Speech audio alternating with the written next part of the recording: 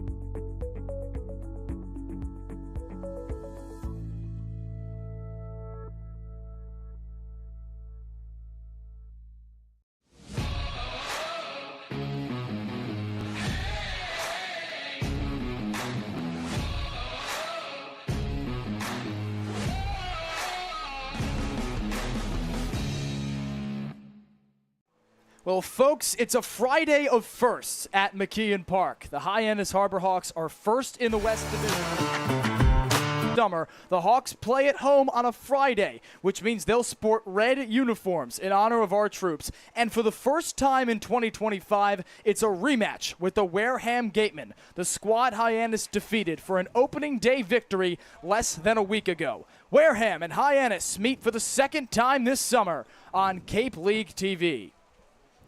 Good evening, everyone, and welcome inside the broadcast booth here at McKeon Park. I'm Giovanni Collada with Graham Nash and Max Schwartzberg ahead of Hyannis and Wareham for the second time, Graham, in 6 days. And these two teams, since Hyannis' opening day victory on Saturday, have experienced very different starts. They absolutely have. 3 losses in a row to start the season for the Gatemen, followed by 2 wins. They started to find a little bit momentum. Hyannis, as we know, got off to a rapid start, but then they started to slow down. Picked it back up, got a win yesterday on the road at Bourne. The big difference between these two teams is Hyannis' bats are phenomenal, 3rd best team average in the league. Wareham not so much. They're last in team average in the league through 5 games. So they're going to have to make this a pitching duel, a pitcher's, like we saw in the first game. That game absolutely was a pitcher's duel through the first couple of innings, but then Hyannis ran away with it because their bats started to catch on. That can't happen if the Gatemen want to come back and win the second game. To close the book on the symmetry, Graham, it's the exact same pitching matchup as last night. Will Libert for Hyannis, Daniel Powell for the Gatemen. And Max, last night the bats exploded early for the Harbor Hawks. A lineup full with newcomers, but especially off the performance of Hawaii Rainbow Warrior Matt Mura. You said it, Gio. How about setting the tone for Mitch Carricker's squad? 3 hits. Now he's second on the team with the .375 average. Boy, has he been an asset for Mitch Carricker going on. But how about the new guys? Jason Walk, Jackson Willits. 2 hits for Willits, 1 for Walk. The Oklahoma boys making an impact already. And they'll be in the lineup for Coach Carricker tonight. I caught up with the Hyannis skipper pregame.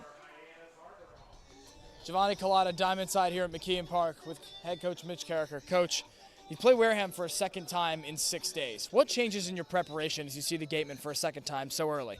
Well, first off, we're seeing the same guy, right? And so that's good to have some familiarity, at least for our hitters. They've seen him already once before, so hopefully they're a little more comfortable than we were the first time around. And just seeing their style of play, right? You know, every year it's a little bit different. They do a really good job with their roster, so looking forward to a good challenge tonight. Another West Division battle. You mentioned the similarity in pitching matchup last Saturday. You're also starting Will Libert, who Hyannis started on Saturday against Wareham. What are you looking for out of him?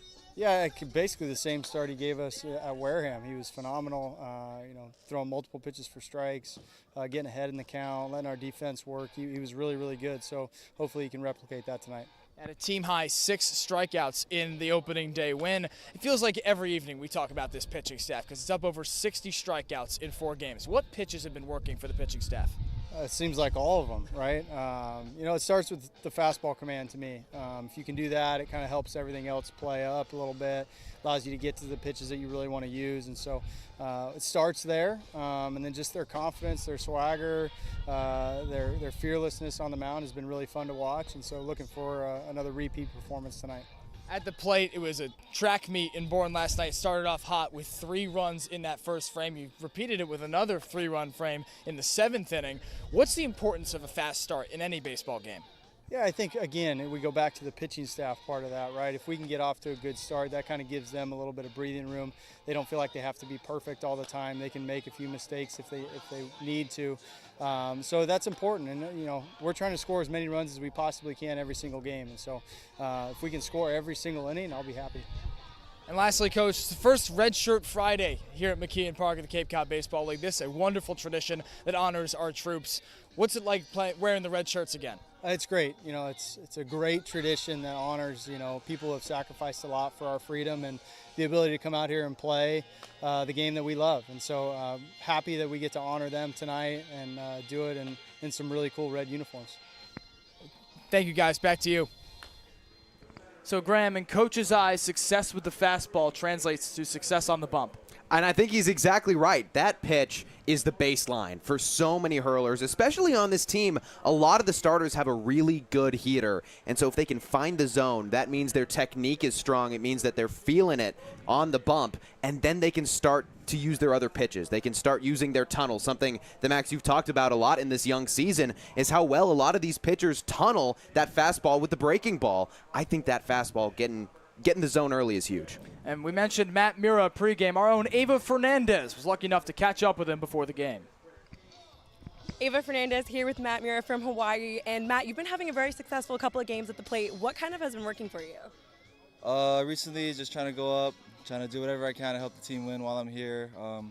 Big part of it is I have a lot more fun hanging around with the guys. So I'm just having a lot of fun helping the team win, doing whatever I can. So. Yeah, and you guys already played Wareham your first game. What kind of are you expecting to see as a change tonight, and what have you guys been working on because you already played this team before? I think we've all got a lot more closer to the games we played and all the traveling we've done. So I think as a team, we're all getting a little more familiar, getting more close with each other. So hopefully we can all play together, play as one, and hopefully get a win tonight. Yeah, and what are you kind of looking for? Because you've already seen some of the pitches from Wareham. What can you kind of expect to bring to the plate tonight? Just same thing I've been bringing, just trying to go up there, compete, doing whatever I can to help the team win, and hopefully come out on top tonight. Yeah, well, have a great game. Thank you.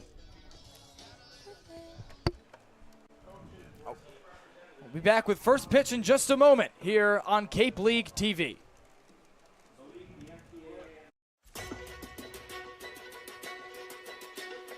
I think, Dean, they're allowing you to find your own success and your own true independence.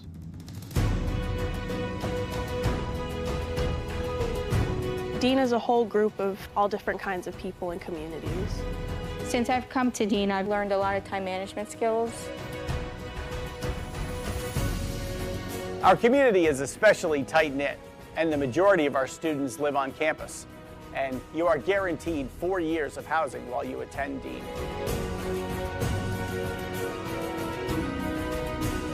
Dean is just full of opportunities for you to embrace, to welcome, so you can change yourself to who you want to be and form your career for the future. So go through that, all right? Think that way. Be a bulldog. Have a bulldog mentality in everything you do in life, whether you're playing sports or in the classroom or just socializing around campus.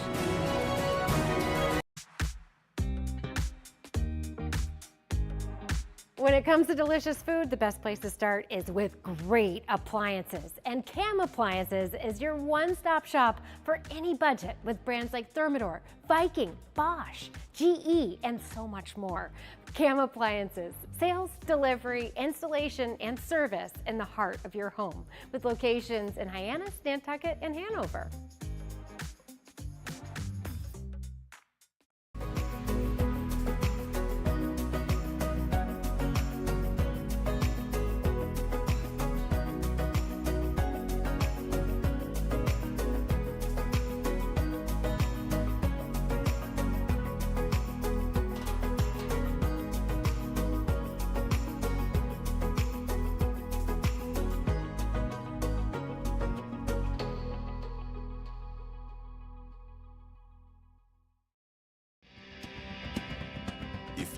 to dig, lift, move, grade, clear, or cut, pump, weld, clean, light, and just about anything else, dial up the rental source for the newest and the most reliable equipment in New England. Staffed with equipment and construction experts. Milton Rents, your local source. This will be your college. This will be your home. This is where you will join a community that supports you, cares about you, pushes you, cheers you on, challenges you, inspires you, helps you reach your dreams. Open your eyes to opportunity and your mind to possibility. Your future begins here. Make a difference. Leave your mark. Break the mold. Be a leader. Achieve unimagined heights. Believe in yourself. Make lifelong friends. This is your time. Your place. Your home. Your Dean. It all starts here at Dean College. When you need to be seen for a minor illness or injury, Cape Cod Healthcare Urgent Care is here for you with high-quality, full-service walk-in care. ER expertise meets urgent care convenience at our 6 urgent care centers, which are staffed by board-certified ER providers and located Cape-wide from Falmouth to Orleans. Cape Cod Healthcare Urgent Care is open daily and offers a cost-saving option for everything from sprains to stitches, with timely treatment in under an hour for most patients. View online wait times at capecodhealth.org/urgent-care. Cape Cod Healthcare Urgent Care. Minor emergencies, major attention. Owning a home means you can protect your family and put down roots in a community you care about. It gives you a place to celebrate the joys of daily living and be together during tough times. But for many on Cape Cod, home ownership is slipping further out of reach. Help make sure the American dream is available to the teachers, public safety professionals, and all the other people who make the Cape a special place. Visit capehousingmatters.org to find out more. Back here at McKeon Park, it is a picture-perfect Friday evening in Hyannis. Gatemen come to town playing the Harbor Hawks for the second time in 6 days. And Graham, we look at the pitching matchup tonight. It's you should recognize it. It's exactly the same as last Saturday. Will Libbert going from Mizzou to Ole Miss. He takes the bump after a very solid outing in his first time up for beginning the season for Hyannis. 4 innings pitched. He led the team with 6 Ks. Yeah, it was a phenomenal start. Like you said, only allowed 4 hits, 1 run, which was actually unearned. So his ERA is a flat 0. He had a 3-for-4 record, or 3-and-4 record, I should say, at Missouri over 14 appearances, 11 of which were starts. He only made 3 relief appearances. So this guy is used to being a ringer. He's used to being a starter, and he's already got another one in the first 6 games. And Max, for Wareham, Daniel Powell lasted 3 innings with 2 strikeouts. It wasn't the worst of the damage for Gatemen batting, as Hyannis levied 6 runs in the 8th inning. Well, a lot of that comes down to walks, Gio. It seems like the Gatemen, once the game got going on, Jacob Faulkner came in, they had the sidewinder. It just wasn't going well with the pitching side of things. They didn't have command over the ball, and they were just giving freebies out to Hyannis, who really took advantage in that 8th inning you mentioned. We'll further meet Daniel Powell in just a moment as he steps atop the bump for his this is Will Libbert, excuse me. Red jerseys are throwing me off because it's Red Shirt Friday here on the Cape. But let's meet the Wareham Gatemen. Starting off, Shamar McDuffie, the righty, playing shortstop. Goes from Colin Ritchie to Ty Daly. He torched Hyannis in his first meeting. 2 for 3 with an RBI and a walk, as you see there, in a stellar career at Mercer. Levi Clark moves from catcher to left field tonight, the righty, batting 4th. Colby Turner, Adam Agresti, Braden Randall, the 5-6-7 for Ryan Smythe. Caden McDonald, the DH, follows up by Caius Gargett to close things out for the Gatemen. Will Libbert gets his first couple of balls in. We meet him now. Just 4 innings pitched in that opener against Wareham. 6 strikeouts, as we mentioned, Graham, and you touched on his ability to work out of adverse counts. What are you looking for from him tonight as he retakes the bump? Looking for a quick start. I mean, that's something that Mitch Carriker has talked to us about a lot this season, is about how quickly the starts need to be for this pitching staff to give the bats the confidence then to follow it up.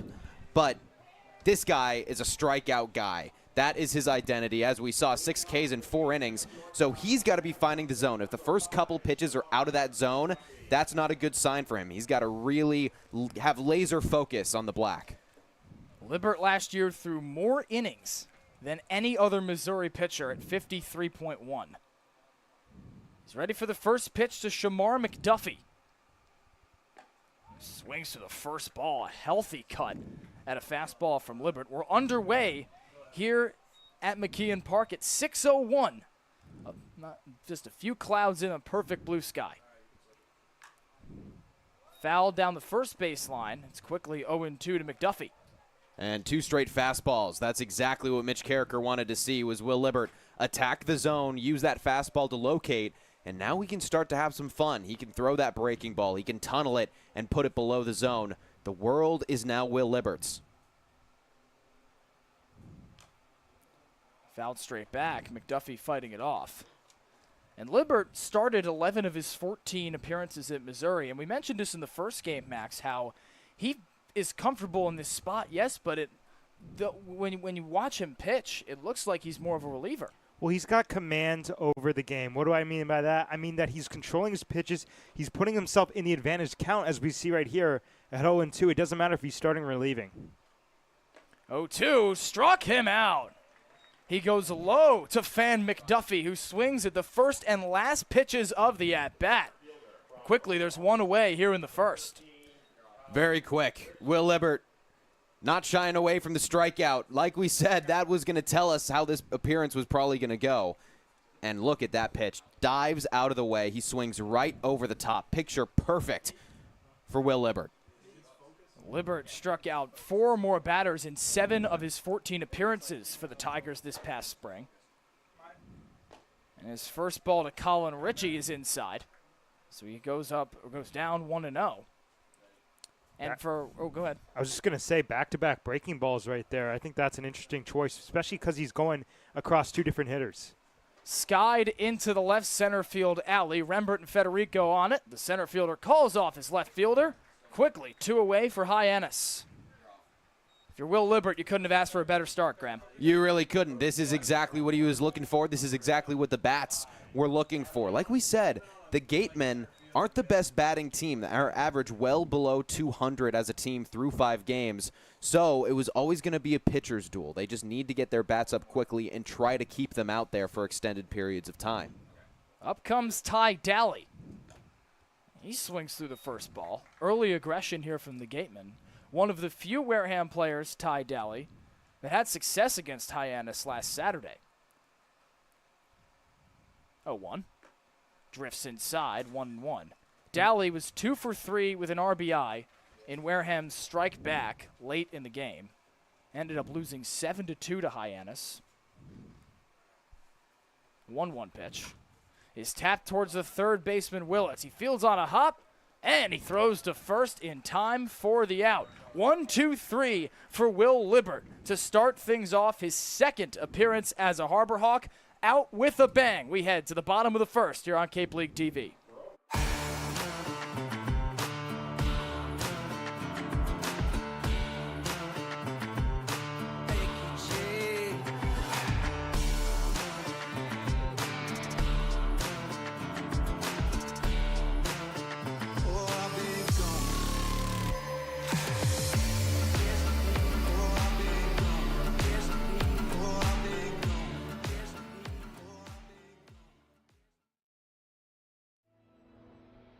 Your future begins at Dean College.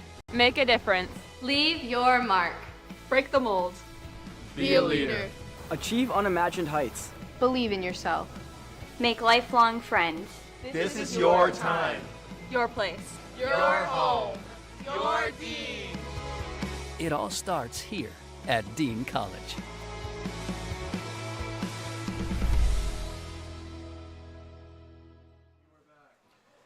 So Will Libert gets out of the first inning 1-2-3, and here is how the Harbor Hawks line them up tonight. Matthew Mura, fresh off a hot start to last night's game, remains in that leadoff spot. But right behind him, just like last night, the switch-hitting Jackson Willits, 2 for 3 with a trio of runs scored last night against Bourne in his debut for Hyannis. Miles Bailey, Chris Rembert, Ryan McKay, those are familiar faces for Harbor Hawk fans. Hayden Federico slots back into the lineup.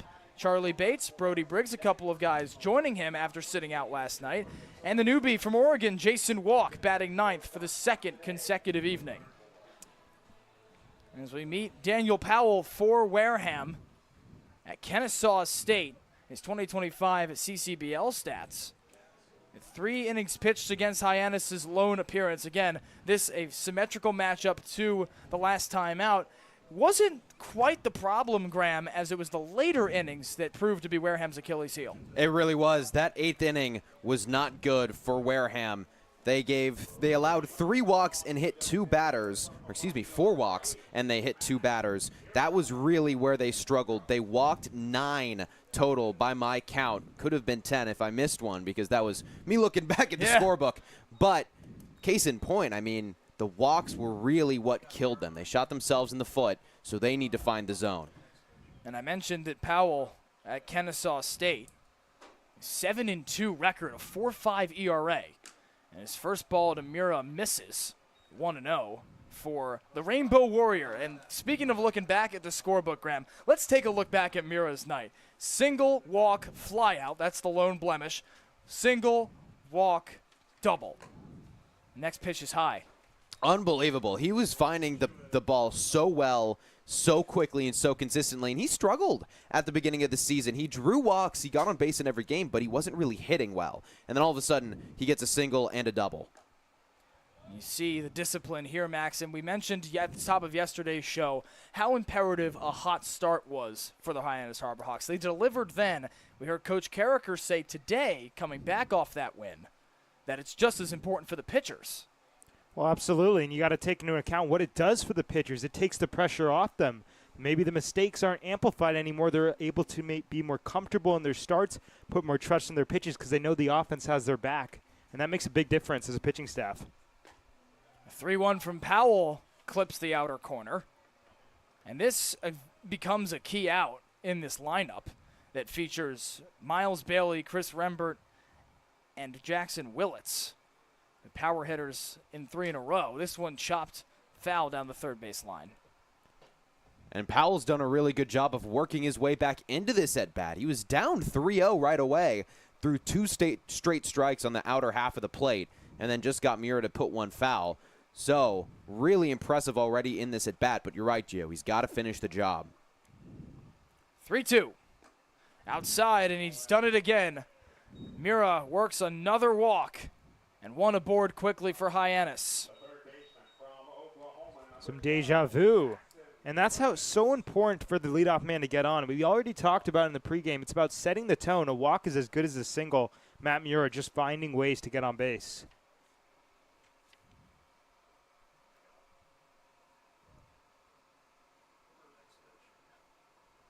So up comes Jackson Willits as a pickoff attempt down to first, and that's going to retire Mura.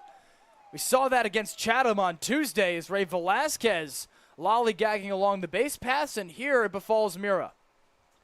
He just looked like he wasn't expecting it. I think that Powell just caught him a little bit off guard because the second he turned, Mura kind of snapped his head back in the direction of the pitcher, kind of like he was looking away. So Mura's 6 walk is negated. The first pitch to Willits is a ball. Willits had himself a night as well against Bourne. It was his first time playing Cape League baseball since last July with Falmouth. 1-0. Fouled right back to us. Graham, you were there for that one. Of course, you know. Elusive foul ball coming into this booth. A stellar debut for Willits. 2 for 3, a pair of singles, a trio of walks, 2 stolen bases for the Oklahoma Sooner. 1-1. Sails high at the letters. 2-1.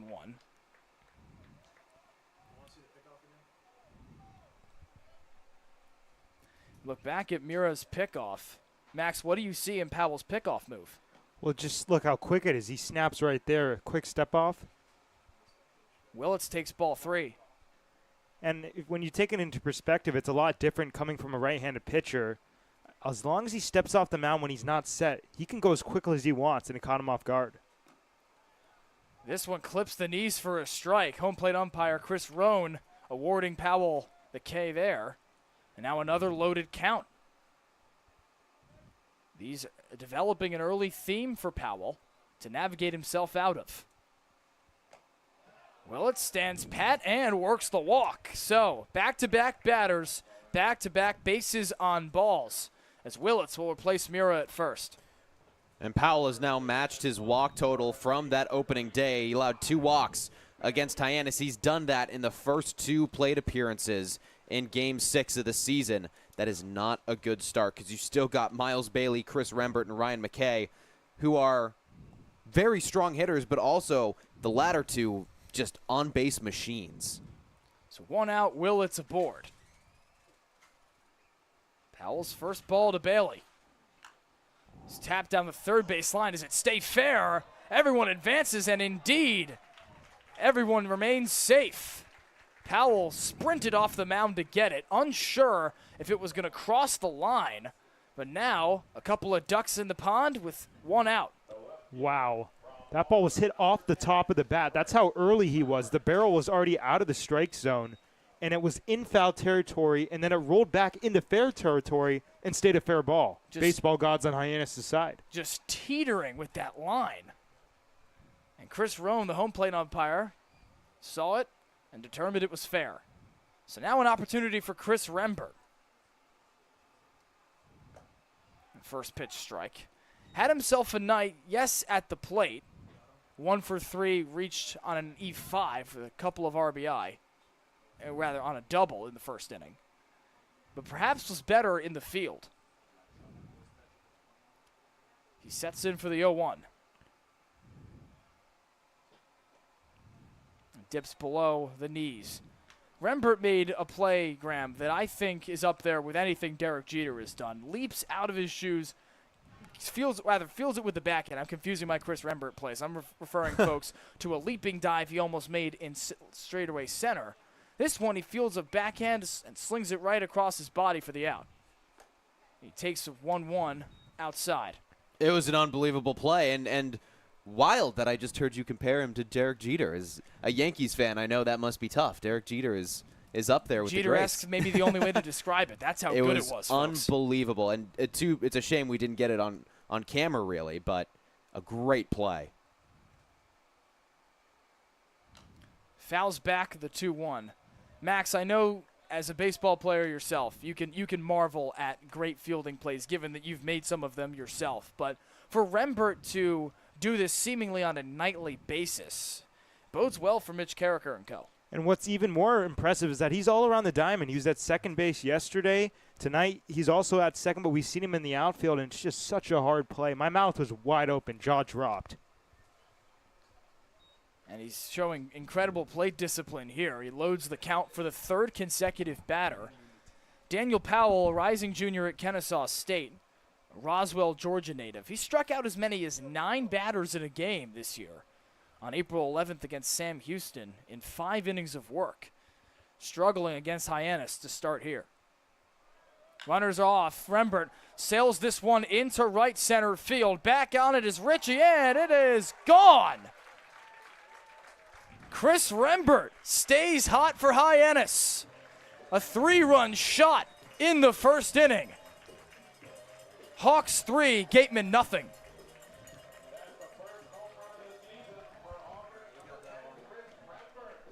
Wow, what a shot. Right center field. That's one of the deeper parts of the ballpark, folks, as we get another look right off the light post. And the wind we noticed in BP blowing out a little bit today. We don't always see that here at McKeon, playing to the advantage of Chris Rembert. Hawks up early.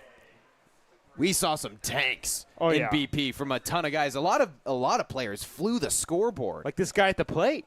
Yeah. Ryan McKay was putting him over the scoreboard. He did, yeah. He flew the trees. It was actually unbelievable. Yeah.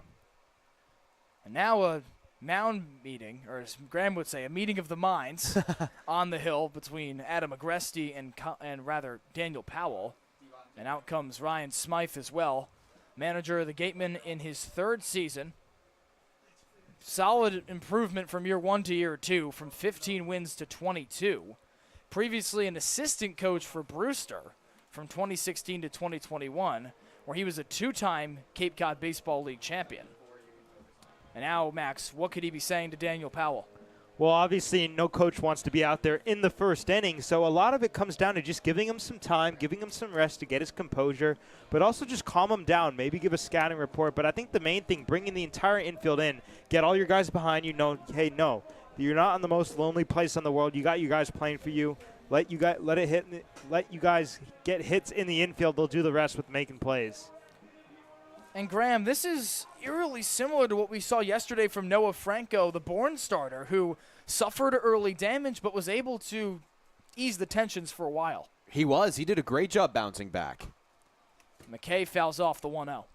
It's all about how you respond. I mean, another thing, I'm bringing up all the things Max has already said this season because he makes really good points, is that the next pitch is the most important one. The next batter is the most important one. Hyannis put up a 3-spot in the top of the 1st on the road, and then the Bourne Bats got one right back. Skied over the netting, out of play. It'll send McKay down 1-2. And so it's not all over. Daniel Powell just needs to check right back in.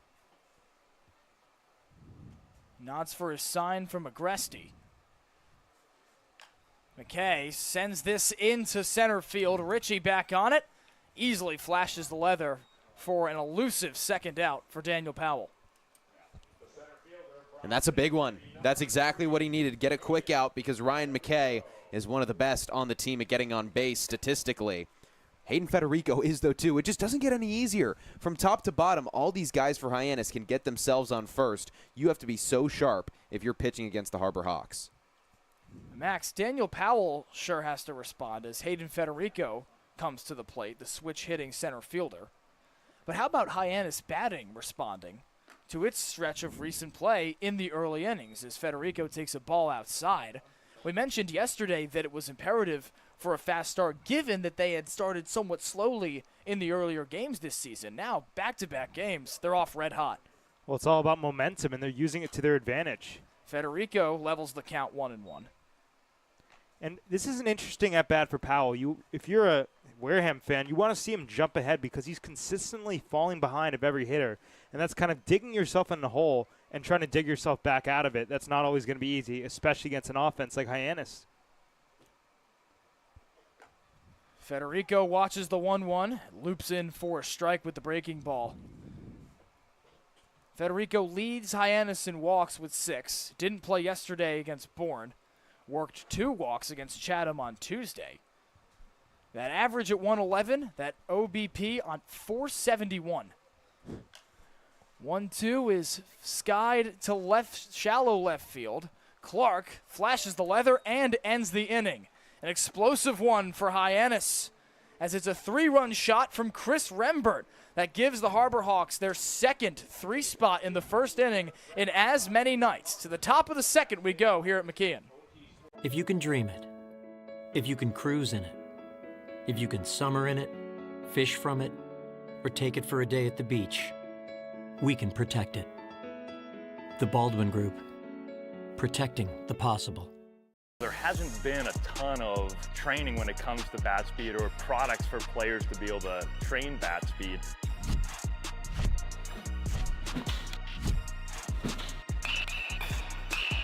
You can improve your bat speed and reach your goals working 10 to 15 minutes a day on this a couple of times a week. That's a no-brainer for every player.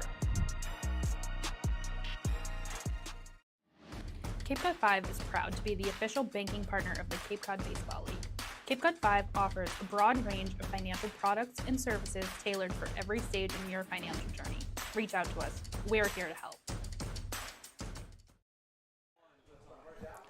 Folks, the lights at McKeon Park stay bright all season long thanks to the Knack Cape Cod. The Knack offers 2 locations, Hyannis and Orleans, both offering delicious burgers, tacos, sandwiches, and more. Visit theknackcapecod.com to order online today.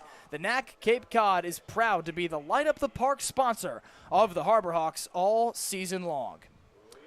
Well, folks, the bombs away for Chris Rembert in the bottom of the first inning as Will Libbert comes back to the hill with a 3-0 lead in his back pocket thanks to the Auburn Tiger. And is this not exactly what we were talking about in the pregame show? Now Will Libbert, all the pressure is off him. He can just relax and focus on making his pitches, knowing he's got the offense hot. His first ball up the middle, and it's in for a base hit from Levi Clark. And quickly, Wareham mounts its response to Libbert.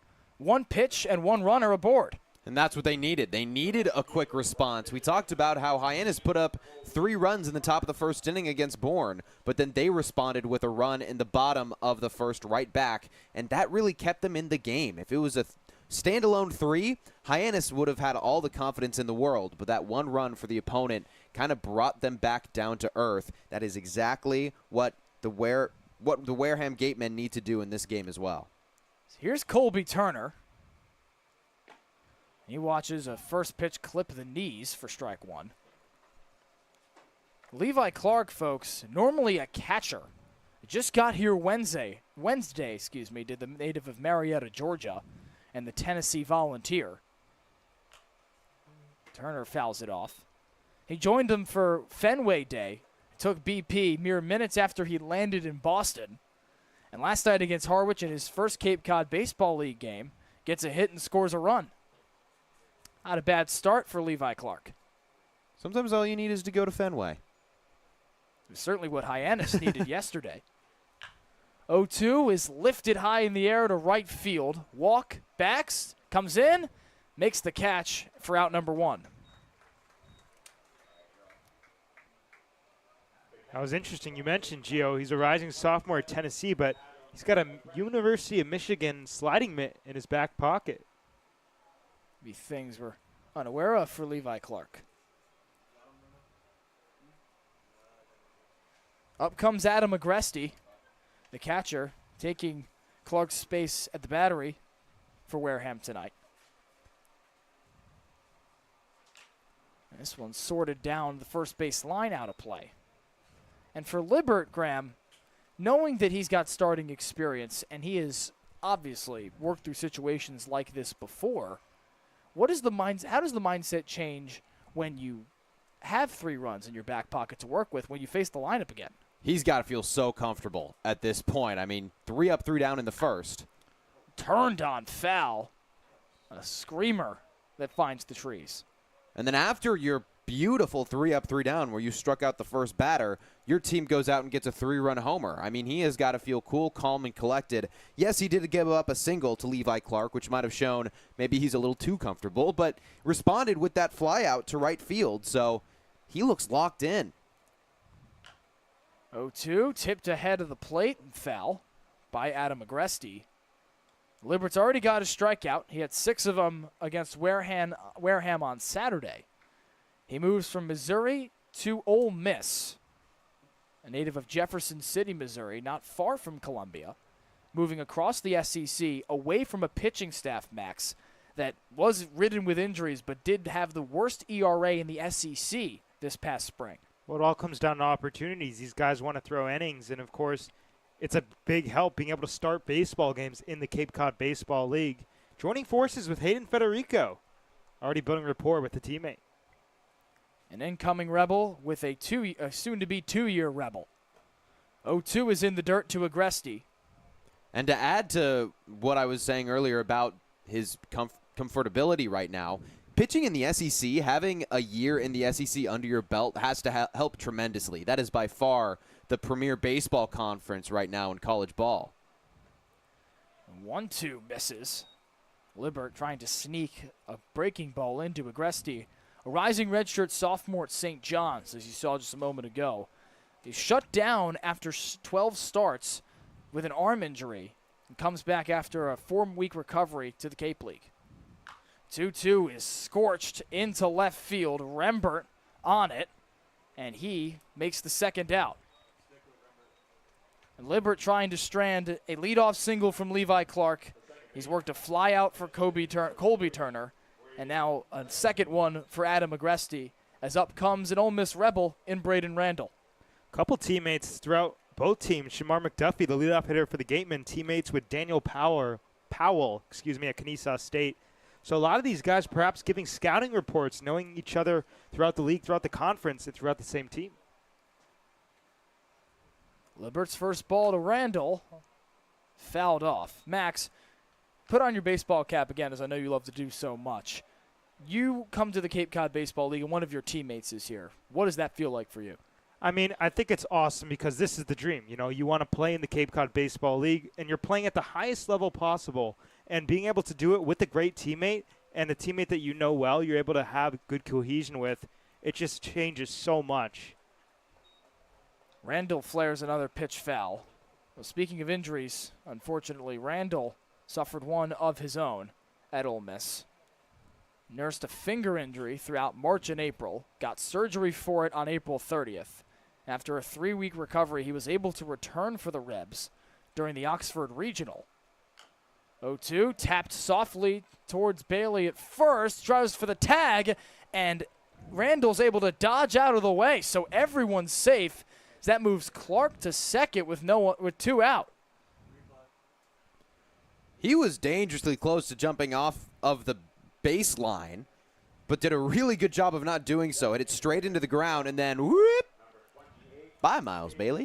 You can see Bailey reach his arm out for it as though he was looking for something on a shelf of sorts. Kind of both teams exchanging those hits down the baselines. Bailey had one, and you see one with Randall. So now a gifted chance for Caden McDonald. The first pitch clips inside. The fastball from Libert catches that inner corner. And that's a pitch we've seen that was highlighted by Coach Carricker earlier in the game in the pregame show, Max. That fastball's got to be in command. That's what the pitches all come down to. You have to have command over your fastball because if you don't have that working, nothing else will. Chop towards short. Bates goes the short way at second, and he is safe. Randall slides in as McDonald will reach on the fielder's choice, and they're loaded for Wareham. Well, that was a hard play for Bates at short. Got that weird forehand gloving and then couldn't really make a play over to first. McDonald is quick. He would have gotten there well in time, so he had to go to second. But Randall got a really, really good jump. Caden McDonald, a two-way player at Florida, a rising redshirt sophomore for the Gators. He slashed .488 in high school with a 1.583 OPS. Impressive stuff from the man on first base, who reaches on a fielder's choice for Caius Gargett, the shortstop. And with an opportunity to get all 3 runs right back here if he clears the bases. Go-ahead run at the plate. Swing, get a miss. Healthy cut at the breaking ball from Gargett. Me and Graham had the exact same reaction. His front hand came loose, so his backhand, the only one holding onto the bat. You don't see that all too often. No, he swung so hard his front hand came off. If I'm a pitcher, I'm going, hey, that was pretty cool what I just did. Confidence is up. See if Libert dials it up again. Inside, no appeal to first on a half of a check swing.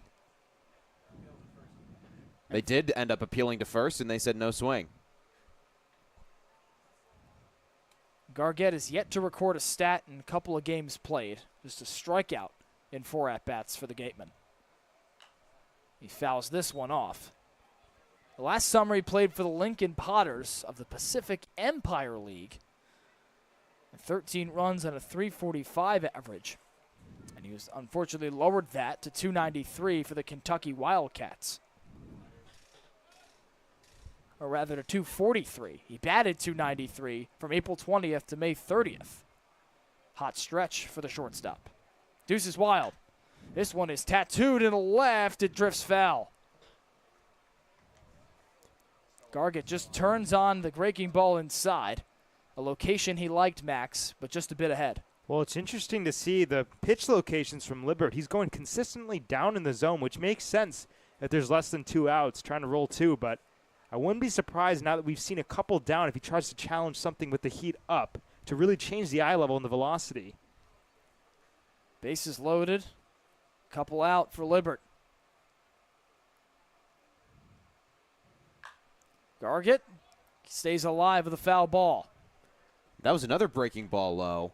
He's just, I mean, the fastball was working so well in that first inning, and even to begin off the second. He's just trying to get some weak contact, it looks like, but I don't know why he would. He was just peppering it right past players.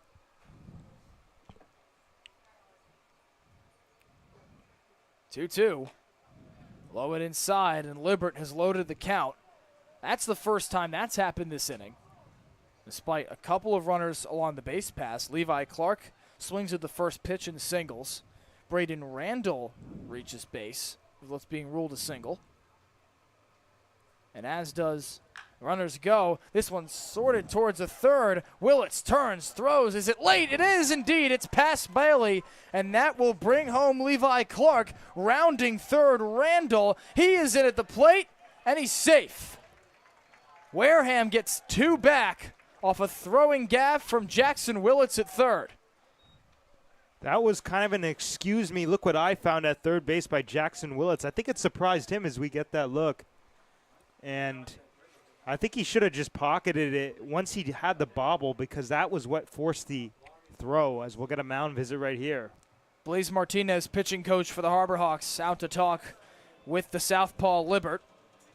And Graham, that for Libert has to be catastrophic in the sense that it's not going to take away the quality of the start, but something you can't control, that just convolutes everything. Yeah, that really hurts. You threw a good pitch. You thought it was going to be the end of the inning, and instead you've got to lock back right into the top of the batting order, and now the ball game's tied. So that three-run cushion that we talked about Libert having is all of a sudden wiped away. This is, in my mind, one of the hardest things that a pitcher has to face when you think an inning's done, and then you've got to go right back to the toughest part of the order. It brought all three runners across, Clark, Randall, and McDonald. So flip the order for Shamar McDuffie as Gargett reaches on a throwing error from Willits. The first pitch is low, and now Libert, as you mentioned, Graham, has to put this behind him with a knotted ball game at 3 and get it back to a Hyannis batting order that has been red hot in recent days. Breaking ball finds the inner corner. That's the pitch that's been working for him, Max. Yeah, it really has been. We saw him trust it in that bases loaded at bat to Gargett, but you know, something we've been talking about is just how emotional of a game pitching is. If you're Libert on the mound, you cannot hang your head. He's still shoving out there, and he's got momentum, even if it doesn't say so with the scorebook. 1-1 drifts away from the zone. And 2-1 to Shamar McDuffie, who struck out in the inaugural at-bat of the game. It's Libert's lone K in his second appearance for Hyannis thus far.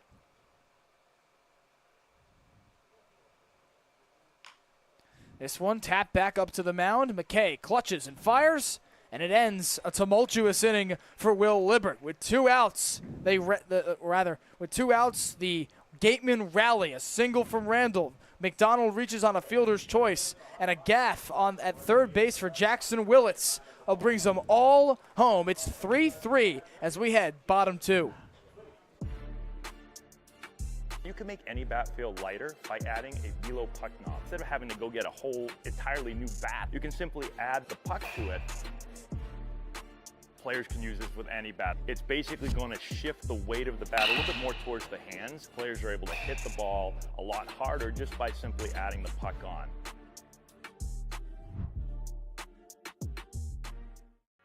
Here at the Mass State Lottery, we're known for our monster wins.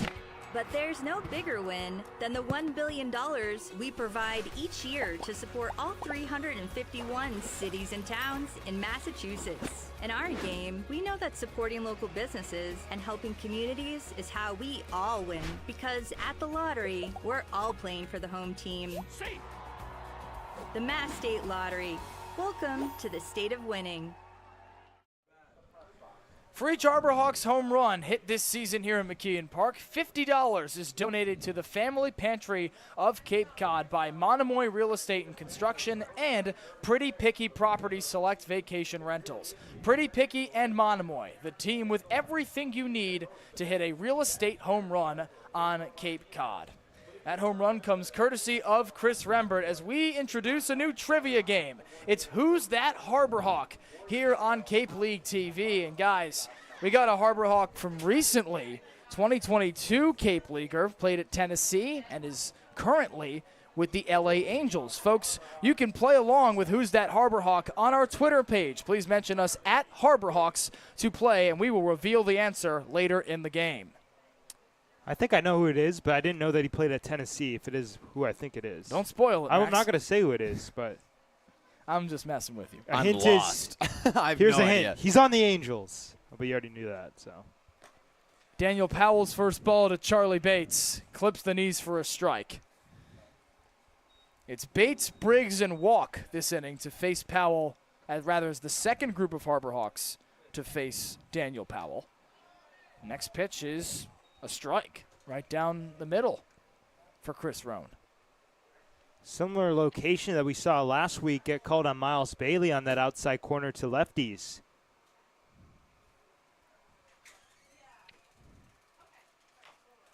Bates taps this softly to Powell, who calls off his catcher and flubs it as Bates reaches easily. We've seen a number of players boot infield balls so far, Max. Yeah, just kind of a sloppy game early on, and that's an example of why, whenever possible, infielders always try to field it instead of the pitcher, because the pitcher, they say, when you got on the mound, you get the jitters, especially when it comes to fielding the baseball. And the Harbor Hawks just as good as a leadoff single, looking to make it hurt. Here's Brody Briggs, alternating nights behind the dish with Vaughn Lackey of Georgia Tech. Lackey went last night against Bourne. Now Briggs gets his opportunity again, his third of the summer. Chopper to the pitcher. Powell gloves this one, underhands to first. Sends Bates to second, but it's also the first out. And Bates has ruled a single on a ground ball to Daniel Powell. Powell redeemed himself. That was a really impressive fielding job. Could have well gone right over his head, but he stuck with it. Was able to just barely get it in his glove. Tossed it on over to retire Briggs. Somewhat rare 1-3 putout from Powell to Ty Daly. It was very productive, though. Moved the runner over to second. Charlie Works as Bates. a sac bunt. Yeah. Here's Jason Walk, switch hitting right fielder. Watches a first ball sail low from Powell. The Oklahoma Sooner, I almost said Boomer Sooner. That would be represented by his shoes as he digs into the lefty box. Made his debut with Hyannis last night. One of two Sooners slotted into the lineup. Bates comes off the bag, and they're going to apply the tag. Won't be out. Bates just got him a little uneasy. He was dancing over there, and also Powell's shortstop McDuffie kind of snuck over, and I think it threw him off on the mound. He's looking back there again. Walk slices this foul down the third baseline. The rising sophomore from Ackworth, Georgia, delivered a solid debut for the Harbor Hawks. 1 for 4, a single, and a walk in the win over Bourne. Had himself a nice game on June 2nd against UNC, a solo shot in the 7th to cut the deficit to 5. As he's up 2-1 here against Powell. OU eventually lost 14-4 to the number 5 Tar Heels in the Chapel Hill Regional of the NCAA tournament. College World Series ongoing in Omaha. A barn burner of a game the other night between LSU and Arkansas. Walk gets this in the air to left. On it, Clark. He puts it away for out number 2. What was the number of SEC schools that made it into the tournament this year? Wasn't it a record? It was 14, 15. Yeah. Well, let's do the math here. There are 16 schools in the SEC. Let's go 13 to 40. We're going to find that because we don't want to just assume a number, obviously. It's still the point is it's a lot. It's a lot, folks. A couple teams that had first-round exits in the SEC tournament and still got bids into the NCAA tournament. That just doesn't happen. Just speaks to how good the SEC is. It's unbelievable. Nothing for Greg Sankey to complain about there. 2 outs and a runner aboard for Matt Mura.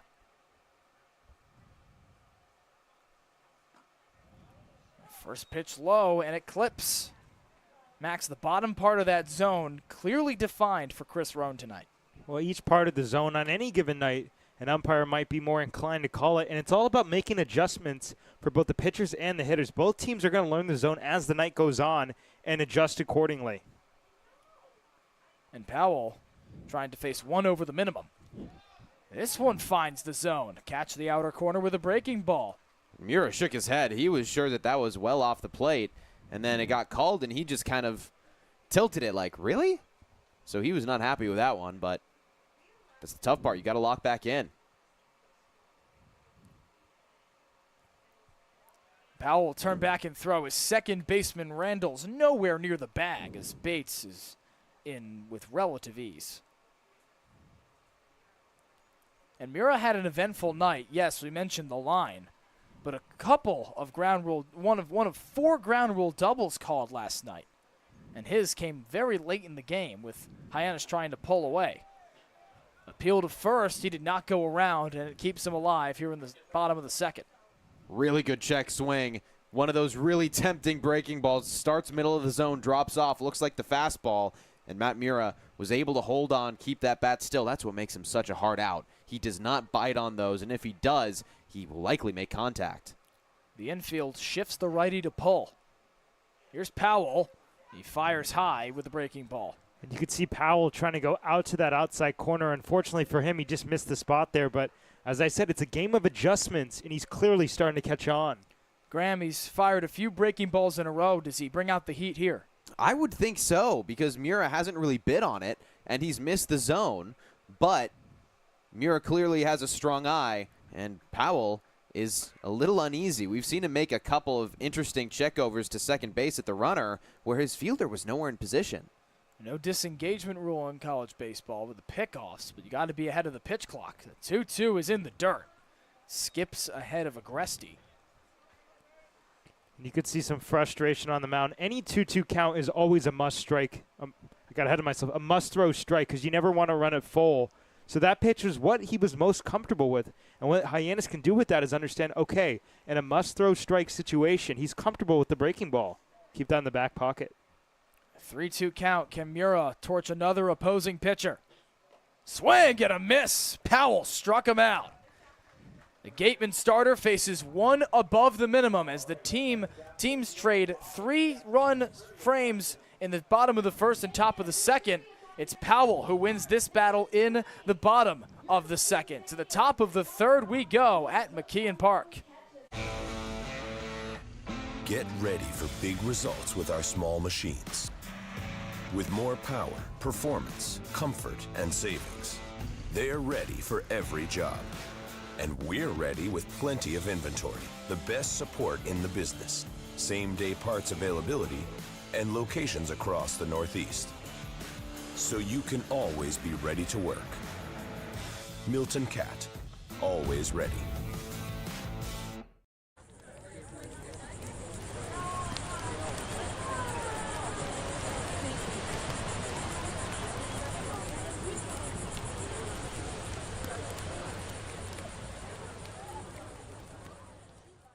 If you can dream it, if you can cruise in it, if you can summer in it, fish from it, or take it for a day at the beach, we can protect it. The Baldwin Group, protecting the possible. Back for the top of the third here at McKeon Park. Let's take a look around the league where the teams stand at heading into game number 6. Look at the Whitecaps in the East, a perfect 5-0 as they will put that record to the test tonight. Hyannis atop the West Division at 3-1-1. We've seen a couple of ties early in this Cape Cod Baseball League season. Hyannis 24-14-2 a season ago. One of 4 ties across the league. And we've seen a lot of overtime. We've seen a lot of extra innings in this young season as well. Katuitt has been on the wrong end of a couple of those games. Will Libert's first ball to Ritchie, deposited quickly into right field. Another first pitch and another single for Gatemen batting, as this time it's Colin Ritchie aboard first.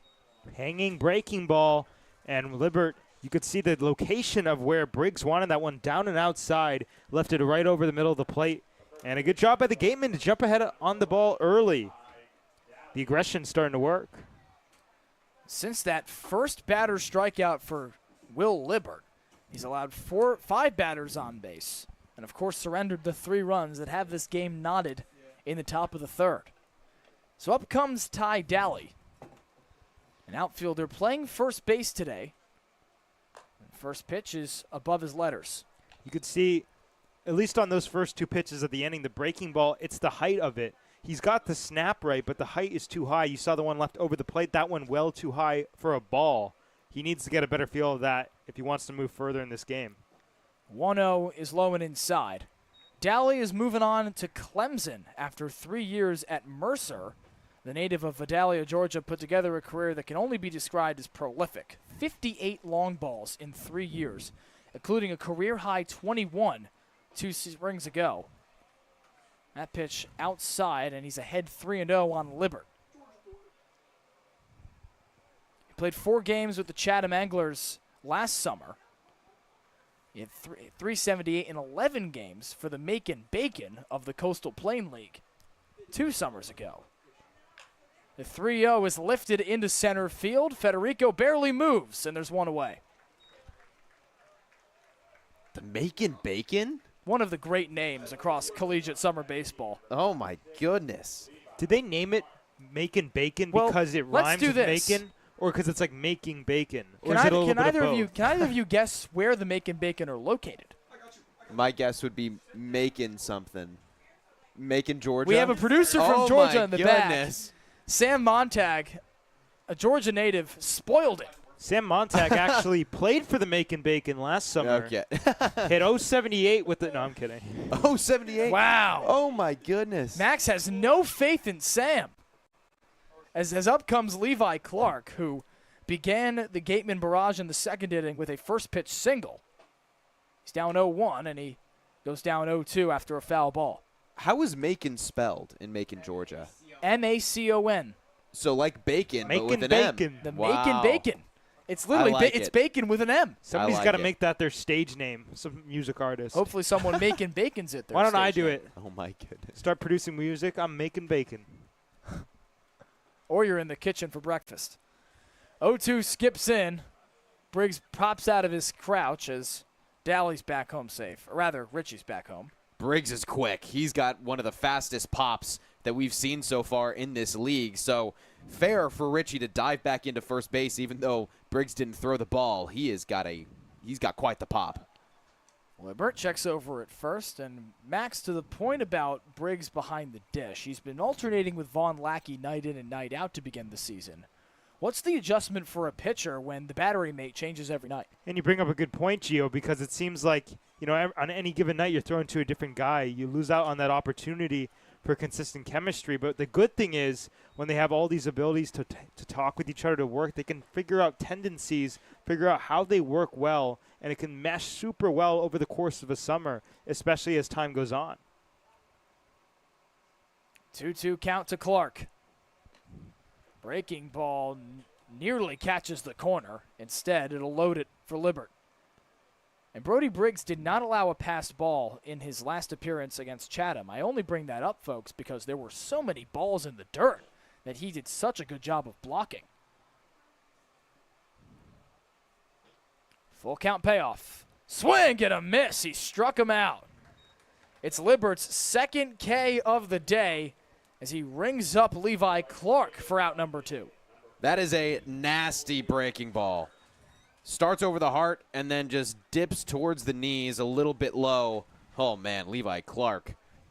It was a tough pitch to try to get anything on, that's for sure. I don't know many that really could. But I also want to talk about Briggs one more time. And, I mean, he's not the best hitter, I guess you could say, which is why maybe he hasn't had as many starts. But his defense is phenomenal. That is what gets him in the game. So he's really looking this summer to increase the bat, to improve the bat so that he can match a Vaughn Lackey, so that he can hang with those guys and let the defense shine night in, night out. And don't forget the comfort factor of pitchers. Some pitchers prefer throwing to certain catchers. That can keep a guy in a lineup. Colby Turner's quickly down 0-2 after a pair of foul balls. The rising junior at Michigan. Boys, you'll like this. A native of Huntington Beach, California. Hey. Spent his freshman season at San Diego State. Batted .361 with the Aztecs in 2024 before moving on to the Wolverines. Liberts 0-2. Sails upstairs. He's a member of the Huntington Beach surfing team in high school. They've dubbed him a second incarnation of Timmy Turner, whatever that's supposed to mean. Shaka, dude. And then that's surfing lingo, I take it? Yeah, broken rip waves. That was a little bit too stereotypical, my bad. And Turner lifts this ball into shallow left. Both Rembert and Bates are on it, and it's Rembert making the catch to end the inning. So Libert incurs the 3 spot in the second from Gatemen batting, and then sends him down 1 above the minimum to go to the bottom half of the 3rd inning here at McKeon Park.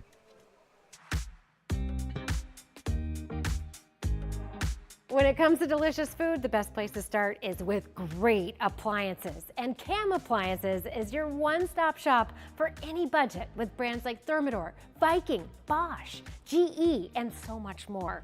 Cam Appliances, sales, delivery, installation, and service in the heart of your home with locations in Hyannis, Nantucket, and Hanover.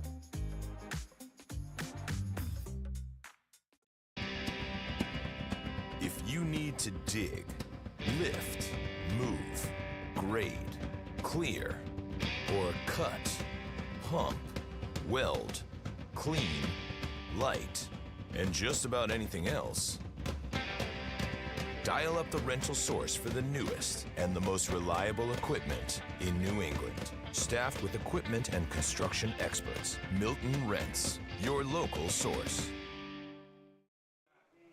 Time for the bottom of the 3rd here at McKeon Park. It's still Daniel Powell atop the bump. 2, 3, and 4 due up for Hyannis here on Cape League TV. Giovanni Collada, Graham Nash, and Max Schwartzberg with you on the first Friday of the Cape Cod Baseball League summer, boys, which means it is Red Shirt Friday, a wonderful tradition across the Cape Cod Baseball League where every home team will don red uniforms in honor of our servicemen and women and their families. Thank you all so much for your service and for tuning in tonight. If indeed any veterans are watching along with us, up comes Jackson Willits, one of 2 Oklahoma boys in the lineup.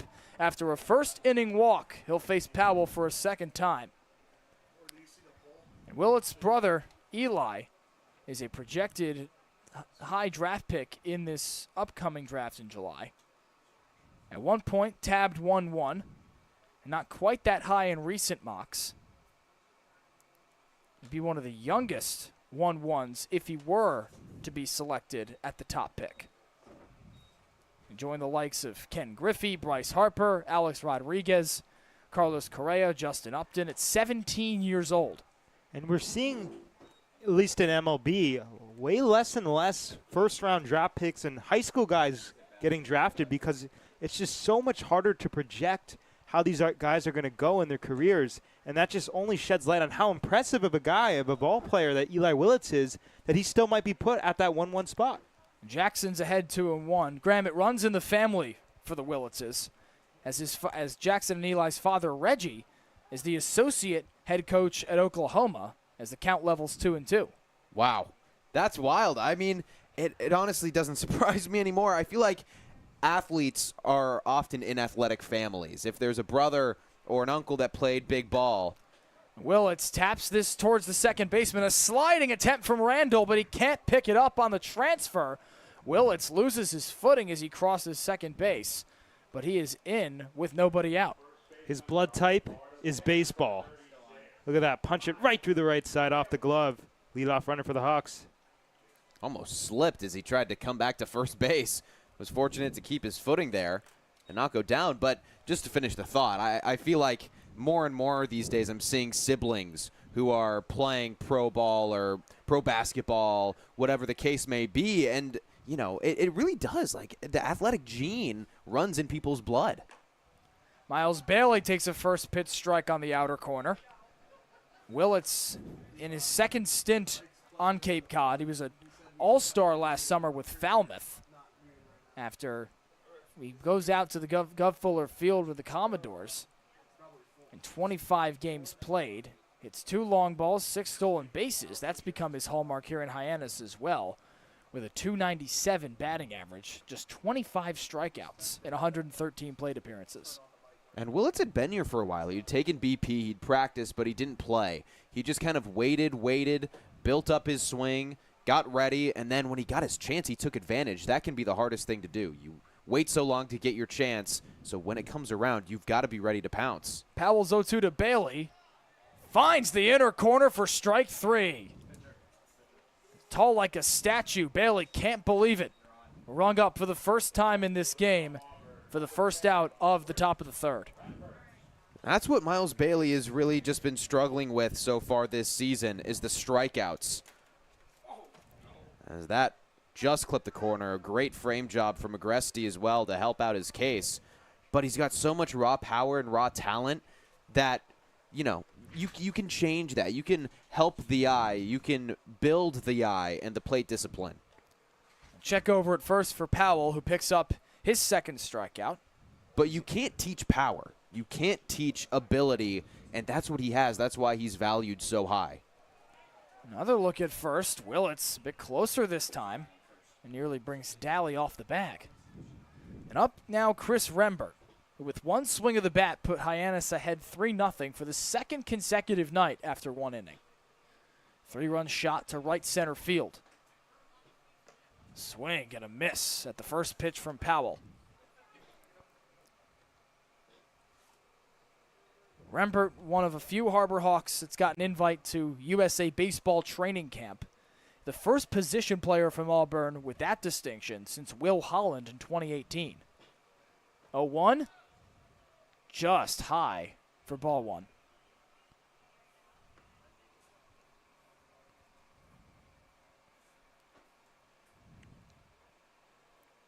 Powell looks at first where Willits leads off. One's all across the scoreboard. And 2-1, Rembert takes a lead in the count. Freshman All-American, 2nd team All-SEC. Just a heck of a year at Auburn for Chris Rembert. 72 hits in 57 games on the Plains. 10 home runs, 46 RBI. 2-1. Breaking ball in for a strike, 2-2. Powell is painting the corners. He is really utilizing the bottom of the zone as well. Of course, might expect that right now. Bottom half of the zone is where these pitchers will go to when a double play is in order. Rembert trying to avoid that fate here. And he lifts this into the left center field gap. It drops for his 2nd base hit. Willits steaming around third. He chugs in, or steaming around 2nd. He chugs into 3rd as Rembert has himself a double following up his 1st inning home run. Look at him drop the barrel on this pitch. Left it down over the plate, and he gets extended. It was still in the outer half, but Rembert strong enough to pull that left center. And he's halfway to the cycle through a couple of ABs on a cool Friday night in Hyannis. Up comes Ryan McKay, the first out of the top of the 1st inning, after the first 4 batters in a row reached, including Rembert's 3-run home run. He leads off of 2nd. It's Willits on 3rd. First pitch from Powell skips behind the catcher Agresti, and that allows Willits to score. Make it 4-3 in favor of the Hawks, as a pass ball allows Hyannis to take the lead once again. Well, that's exactly what killed Wareham in the season opener between these two. The mistakes on the mound led to Hyannis getting that huge 8th inning and running away with the ball game. You cannot allow that, especially this early in the ball game. You need to try to keep that sheet clean. Skied into left field, drifting foul on the run and into the bullpen, dropped by Clark as he treads onto the infield dirt. We have the launch angle of that Rembert home run, 25 degrees. Picture perfect on the right center field blast. Max, remind me what your ideal one is, 29.6? 26.9 was a study that one of my hitting coaches was discussing with me back in high school. Of course, nobody's thinking analytically to get that number, but it's just kind of a range, the desired sort of number, and you see Rembert right in that range right there, 25. 1-1 upcoming to McKay. Breaking ball finds the outer corner. Again, that's been the go-to for both Libbert and Powell, to put that breaking ball outside, Graham, and try to work the call. Yeah, the lower half of the zone has been open. That's where both pitchers have had success. They're going to just keep feeding it. He taps this back to Powell. Sliding grab from Randall. He throws to first for the out. And a highlight reel. Second out for the Gatemen in the bottom of the third. What a play with his momentum going against the grain. And with the infield in, that worked to their advantage. That would have most certainly scored them had they not been in. And able to make a nice throw over. That could be a very key play we look back on. Should this be a one-run game in Wareham's favor? It will require a comeback at this point as Hayden Federico steps up. And Graham, just to close the book on your point with Wareham's troubles last game with the free passes, they walked 9 Harbor Hawk batters, and it forced 2 errors, or made 2 errors, rather. It seems like a number that felt a lot higher given the way that game transpired. It did. A lot of it came in the same inning, which is why I think it probably felt higher. But they also hit a handful of players. That also may not be reflected in the sheet, but it's very noticeable. Federico's jammed, and he sells this one high on the first base line. Randall calls off Daly, and that ends the third inning. So the Harbor Hawks do add 1 to take a 4-3 lead as we head to the top of the 4th inning here on Cape League TV. We'll send it down to our sideline reporter, Ethan Wax, with more. Thank you very much, Gio. The season is only 5 games old, but Harbor Hawks slugger Ray Velasquez is off to a torrid start. Velasquez, who has split time between third base and designated hitter, has been a staple in the middle of the order, getting on base more than any other player in the league, with 7 hits and 5 walks entering today. He is third in OPS. He is also second in runs scored and has been on base in every inning. The Hawks have scored 3 runs or more. His early season performance has been no fluke. After transferring from Vanderbilt to Austin Peay in the Atlantic Sun Conference, he tore up the league in his sophomore season, finishing in the top 5 in 6 different offensive categories, including tying for second in home runs with 18. At 6'1", there are certainly no one taller player on the Hawks, but nobody has played a larger role in the team's early season success. He is definitely a force to be reckoned with, and even without his strong start, he's no match as the Hawks lead 4-3. We're going to the booth for the top of the 4th. Guys, back to you.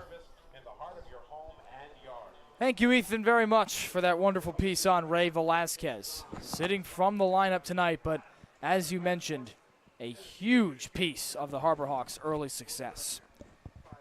Now on the top of the 4th, it's Adam Agresti, the first batter, to face Will Libbert in this frame. Libert's Hawks up 4-3. And he misses with the first ball inside to Agresti. 3 Gatemen got on base in the leadoff spot against Libbert the first time that these two teams played. So far, only 2 have gotten on base. This one clubbed into left field, and it's another leadoff single for Gatemen batting. Make it 3 in a row for Wareham, as it's Agresti on first this time. Well, there's the third. A great pull from Agresti right into the left field gap. But every time, the point I was going to make with that stat was that every time that a runner got on base in that leadoff spot, Libbert did not allow an earned run. He allowed 1 run because one of the leadoff batters reached via an error from third base. But he's used to having that leadoff runner go. Braden Randalls shows bunt off the first ball from Libbert and taps it back foul. And Graham, that's a great point you bring up with Libbert, who pitched more innings than any Mizzou pitcher a year ago. He's got good strikeout numbers with the Tigers. Had good strikeout numbers with the Tigers at 55 Ks in 53 innings. He can work himself into trouble with just that. Yeah, I mean, the strikes are there. He's found the zone. He's done such a good job with that. But every now and again, at least in this game, he's just kind of left one over the zone. And that's when Wareham has had success. They've seen it early enough, and they've been able to get that breaking ball. 1-1 pitch finds the zone. You could see the scouting report on both sides starting to get told the outside corner to lefties, that buffer zone, a hitter, or rather a pitcher-friendly part of the plate, and Libert and Powell going back to that consistently.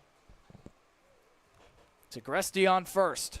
Swing and a miss. Down goes Randall. It's the third K for Will Libert. That last two have been on the swing, Max. Yeah, really nice wipeout stuff right there. And it really just shows how tough hitting is, especially on those left-on-left matchups. That pitch, as you see, starts on the inner part of the plate and ends up in the other batter's box. It is just so tough to lay off. Good luck in the box. And here's the two-way Caden McDonald. Fouls this down the first base line. He's a right-handed pitcher and, today a DH, batting eighth. Also an infielder for the Wareham Gatemen. Rising sophomore, rising redshirt sophomore at the University of Florida. Libert's 0-1. Clips the inner corner. There's that spot again, Max. Absolutely. Righty, lefty, especially more at the lefties. But even on the righty, if he's going to get that call and he's comfortable with it, he'll keep going back there. Infield slightly in with one out. A swing and a miss. Another hand off the bat this time for McDonald, and down he goes. Case in point, doubled up on it. And if it ain't broke, don't fix it. I'd say if a pitcher can have one part of the plate, the hitters are off balance, and they can consistently command their fastball, breaking ball, changeup, they're going to have a really good chance of going deep into any given game. There's a fourth K for Libert, including back-to-back, as he punches out Randall and McDonald, and up comes Caius Gargett, the switch-hitting third baseman. First pitch is high and at the letters. And Graham, for Libert, it's been now 3 innings in a row, or rather 2 innings in a row, with early damage to the tune of a leadoff single that he's worked himself out of if he gets this out here. He looks really calm up there. He has done a great job of responding. I mean, that's the name of the game for pitchers. He allowed a big top of the second inning where Wareham scored 3 and then responded, like you said, faced 4 in the third, struck out 1. Now through 3, he allowed that leadoff single, has struck out back-to-back batters. And Gargett bounces this to Bates. He takes him into left field as he tries to go the short way, and Agresti beats out the throw. And this is exactly how Wareham got its first runs going in the second inning, as Bates gives him another life. It was such a slow chopper. It took so long to get over to Bates, and so we had to wait. He had to sit back, move actually towards the grass in the outfield before he could get it in his glove. I thought he might have had a better chance to go to first than going to second, but he was on his back foot anyway, so it would have been tough. A difficult way, any way you spin it, Max, might not be all on the shoulders of Bates. Well, yeah, I was just going to say, I think his only play was at second base, as long as he can make the throw and not throw it away, because, like you mentioned, Graham, his weight's on the back foot. He's falling backwards. No way he was going to get him at first. Why not try it at second as long as you don't throw it away? And that's exactly what Bates did. Kind of the right choice from the fielding perspective. It gives Shamar McDuffie a chance with 2 on and 2 out.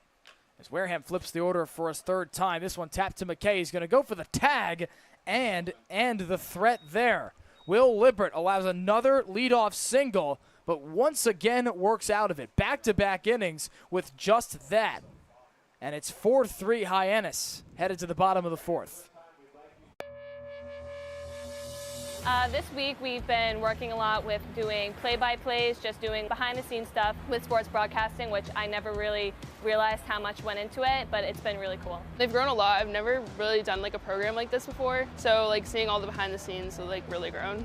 I've learned how to really just gain confidence in my play-by-play speaking, and I've learned more terms here when it comes to directing and producing, and I've just had a great time with John Rook. Doing the play-by-play stuff and all that, being with a guy like John Rook, understanding what like the major kind of entails doing this camp, just really a preview for what you do here at Dean or any other college doing broadcasting, so I'm definitely more prepared to make this a job of mine.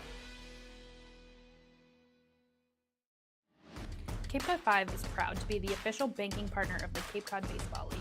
Cape Cod 5 offers a broad range of financial products and services tailored for every stage in your financial journey. Reach out to us. We're here to help.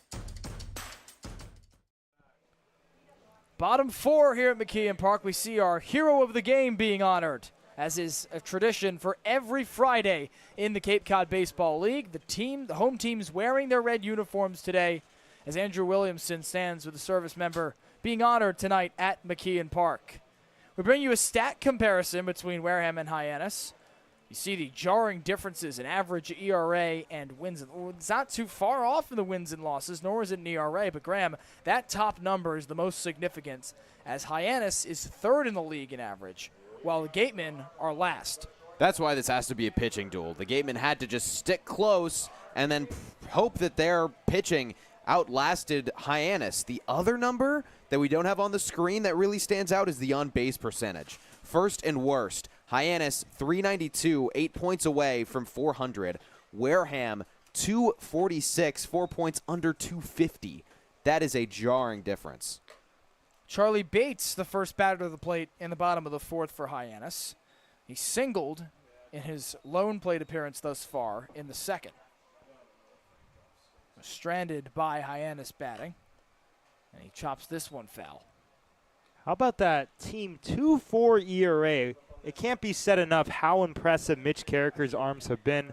Of course, the strikeout numbers. I'd be interested to see how high the strikeout numbers are across the lead with Hyannis. I would assume they'd be among the team leaders.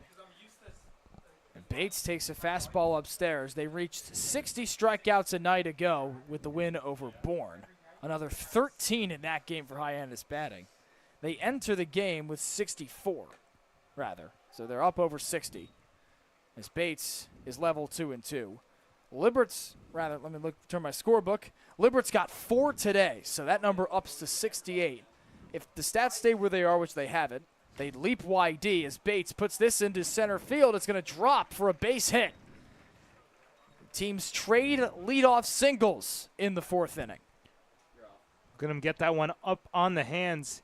Charlie Bates probably hasn't hit a ball over 75 miles an hour today, but he's 2 for 2. That's baseball, folks. Maybe under 50. The first one he hit was that dribbler that looked like a bunt, but he swung on it fully. And then, man, that one too, like you said, in on the hands. He's just finding a way to put it in play. Sometimes that's what you have to do, and I know that Mitch Carricker loves seeing it in the bottom third of the order. Powell picks off Bates at first nearly as he slides back in time. Ben DiCostanzo making the call at first base. And Bates back in a nick of time. Powell's got a pickoff tonight of Matt Mura, who was the first batter to reach in the first inning. So he tries it again here. He's got a big lead out there as well. Already past the cut on the infield grass. Bates was a moderate threat to steal at Stanford, but it was 5 for 5 along the base paths. Now a first pitch to Briggs, and it finds that outer corner again, Max. The pitchers have been leaning on it all night long, especially to the lefties. Yeah, and we talked about the adjustment. Both Powell and Libert had their game notes in the back pocket. We'll get another pick. A third pickoff attempt for Powell, and Bates has been mighty close on all 3 of them. Ty Daly trying to plead his case to Ben DiCostanzo. Well, but as I was saying, we've seen the pitchers adjust to it. Now we got to see the hitters adjust and protect that part of the plate because it's going to be called a strike. And Briggs waits for his 0-1. Lays off it, 1-1. At some point, the Hyannis batters over at first base are going to probably have to take a shorter lead because that was mighty close. Daniel Powell is so quick to turn around, and he doesn't do it when he's looking. He'll be looking straight at home, and he's got a sixth sense. Briggs watches a breaking ball clip inside. Briggs was one of the first players here last week when the team workouts began. Had his best game on the Cape last time out against Chatham on Tuesday. He worked a crucial walk in the 9th inning with 2 outs. He was down 1-2 in the count, extended the inning for Ryan McKay. He takes a ball outside here. McKay reaches on a game-tying E4. He went 1 for 3 with a single in the game, and Briggs solidified himself as when Von Lackey's not in the lineup for whatever reason. That's your guy for Mitch Carricker. It's been the case this season for the Tulsa, Oklahoma native at Arizona State. A 4th pick off of the count. Again, meets Bates at the bag. It's so close over there every time. Bates is getting back to the bag by the skin of his teeth. But to your point about Briggs, he absolutely has solidified himself as Lackey's, I guess you could say, runner-up, who he will go to when he's not in. This one chopped towards second. It's a weird hop for Randall. It takes him into left field. He somehow gets the out at second. And Bates can't beat with the head-first dive. After nearly being picked off 4 times, he's the first out of the 4th inning. How about that recovery? Loses the opportunity at the double play, but the ball is not over. The play's not over, rather. That is a great recovery as we get a mound visit right here. There is action in the Wareham bullpen. And indeed, that is where they will go as Daniel Powell's day comes to an end with a spin cycle put out from Braden Randall at second base. A righty coming on to relieve his fellow right-hander in Daniel Powell. We'll go to break here on Cape League TV. In the bottom of the 4th, Hyannis has got a man aboard, and Powell has just left the game for Wareham. When you need to dig, lift, move, cut, or just about anything else, then dial up the rental source staffed with equipment and construction experts. They'll help you get the right machine for the job and make sure it's delivered when and where you need it. With locations across New England and the newest and most reliable inventory, Milton Rents is your local source. When I started teaching on the Cape 30 years ago, you could buy a house on a teacher's salary. But today, teachers, public safety officers, healthcare and hospitality workers, the people who make the Cape work, are struggling to find homes they can afford. And I really worry about the kids who will follow us. I think it's time we learn to do better. If housing on Cape Cod matters to you, join us at capehousingmatters.org. Welcome you back to McKeon Park, where we've got an interesting situation here. Atop the bump warming up, as you see there, is Caden McDonald. We saw him take an at-bat tonight in this game. Actually, 2 at-bats. He reached on a fielder's choice, was eventually brought home in the 2nd, and struck out in the 4th, and now he trades mitts and is pitching for Wareham in relief of Daniel Powell. This is, I believe, the 3rd two-way player that Hyannis has run into. They had success against the first couple, and now Caden McDonald going to try to switch things up. I'm interested to see if they pinch hit for him or if they let him stay in the lineup. That's exactly Well, they've made him DH on purpose, so that means he can hit for himself. So whatever slot would come up, even if he exits the game pitching, he'd be able to stay in as a hitter. So kind of a strategic move by the Gatemen. Ryan Smythe gives himself that leeway to use McDonald however he sees fit. McDonald did not appear in any games in his first year at Florida due to injury, so he redshirted that year. In 2025, he comes back and makes 20 relief appearances out of the UF bullpen in what was his first collegiate action. He only got 1 game of offense as a pinch hitter for the Gators, but pitched to a perfect 4-0 record for Florida last season. And so the Cape League becomes an opportunity for him to develop as a hitter. And now he slots in what he's familiar with on the mound. He throws the first ball inside to Jason Walk, who dodges out of the way. And I've always thought something interesting maybe is, what is the mindset like for a guy like that? Because you come in focused on hitting, all of a sudden you're on the mound, especially when you go back to his at-bats. How does that affect how he's doing at the plate? And for McDonald, given all the experience he has at Florida pitching, I should say, this becomes, like you mentioned, a golden opportunity for him to develop as a hitter and become a 2-way threat. Swing and a miss from Walk. And that's become, Graham, a hallmark of a lot of college hitters these days that go on to do great things in MLB. Jack Caglianone did not collide with him, did not cross paths with him at Florida, but set the precedent for sure. Walk down swinging as McDonald fans the first batter he sees in relief of Daniel Powell. That is a nasty changeup, and he doubled up the pitch before. He saw the reaction of Walk. He saw he wasn't near it, and he goes right back to it. That's pitching, folks. Pitching to the weaknesses of the opponents. So up comes Matt Mura, as now Hyannis flips the order for a second time here in the bottom of the fourth. It's Brody Briggs on first, who reached with a fielder's choice. And Mura fouls off the first ball from McDonald.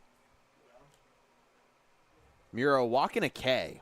He's made some contact, but they've mostly been foul balls like that. The outer part of the zone is what's gotten him, or at least it's what got him in the second. So he's going to either have to swing at those or hope that they're called balls. 0-1 is chopped towards short. McDuffie with a backhand fires across the diamond. No call yet from De Costanzo, and it looks like Mura is going to be safe. Indeed he will. So the Rainbow Warrior reaches for a second time tonight. Another one of those slow choppers, and Matt Mura, he's got a lot of speed. That could go down as an infield single. It felt like there was no single. there's no question. no real way that could go down as an error. Stranger things have happened, but that was just a slow chopper. Mura has so much speed. Would have been such an impressive play for McDuffie. Couple of ducks on the pond for Jackson Willits. And first pitch strike from McDonald. Mura was picked off his last time to the base paths by Daniel Powell in that first inning after working the walk in the inaugural at-bat of the game. And Willits levels the count 1-1. Fortunately for Mura, it doesn't look like that's going to be much of a threat. Daly pretty much in the outfield at this point, over at first base, not covering that first base bag. So Mura can be cool, calm, and collected over there. A heavy pull shift on the lefty Jackson Willits.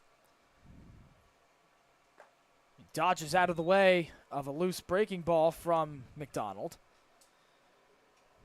Willits had 3 RBIs in Oklahoma's win in the Chapel Hill regional. The lone victory for the Sooners in the NCAA tournament against Nebraska. 2-1. Right down Broadway, 2-2. And the deuces are wild here. A big spot for Wareham, but within that, and especially McDonald, Graham, as he tries to show Ryan Smythe and the rest of the Cape League that, yeah, I'm developing as a hitter, but this is what I do. Pitching's my forte. Big moment here. See if he can take advantage.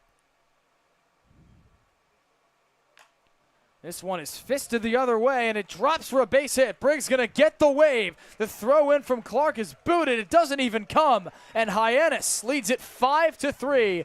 An RBI single from Jackson Willits. That is just so good. An inside pitch. And Willits waits and then just gets the barrel on the ball, pushes it into the outfield, just enough air under it so that the infield really didn't have a shot. But it died right in front of Clark. And then speedy base running from the catcher. Brody Briggs was moving. No hesitation on the wave from Mitch Carricker to send his Sun Devil catcher around third for a 5th run. Here's Miles Bailey, and a first pitch strike after he was rung up in his last time to the plate. 1 for 2 with a single in the first. And Hyannis has not hit the ball all too hard this inning, but that just shows that's not always what you need in this game. You got to hit it where they ain't, and they're taking advantage of holes throughout the entire diamond. Healthy cut at the next ball, and quickly down 0-2. How about the start for Willits? You have last night, he shows up and shows out. The Cape League All-Star last year with Falmouth, his first appearance for Hyannis in the win over Bourne 8-5. Tonight, he's reached base in all 3 plate appearances. The last 2 have been singles. 0-2. Right down the heart, strike 3. So McDonald works out of it, but not before he allows another run to come across thanks to an RBI knock from Jackson Willits. It's 5-3 Harbor Hawks headed to the 5th here at McKeon. When it comes to delicious food, the best place to start is with great appliances. And Cam Appliances is your one-stop shop for any budget with brands like Thermador, Viking, Bosch, GE, and so much more. Cam Appliances, sales, delivery, installation, and service in the heart of your home with locations in Hyannis, Nantucket, and Hanover. Here at the Mass State Lottery, we're known for our monster wins. But there's no bigger win than the $1 billion we provide each year to support all 351 cities and towns in Massachusetts. In our game, we know that supporting local businesses and helping communities is how we all win. Because at the lottery, we're all playing for the home team. The Mass State Lottery. Welcome to the state of winning. We're through 4 here in Hyannis, and it's 5-3 Harbor Hawks, the West Division leaders, looking to take an early couple of games from the Wareham Gatemen after these two squads met last Saturday to open up the Cape Cod Baseball League summer. A resounding 7-2 victory for Hyannis. And now Will Libert's got his Harbor Hawks ahead, just as they were when he left the game after 4 innings on Saturday. Looks like he's going to stretch to the 5th here, Graham, so Mitch Carricker not afraid to let the incoming transfer to Ole Miss go. Yeah, I'm surprised. I thought we were only going to see 4 from him, and he looked very comfortable with 4 innings. And then they're letting him go. I like the choice. He pitched very well in his last 2. He looks confident still, so why not let him go a little bit longer? He sees Colin Ritchie for a 3rd time. First pitch skied into shallow right. McKay calls off walk. And quickly, there's 1 out. And now he's only 66 deep.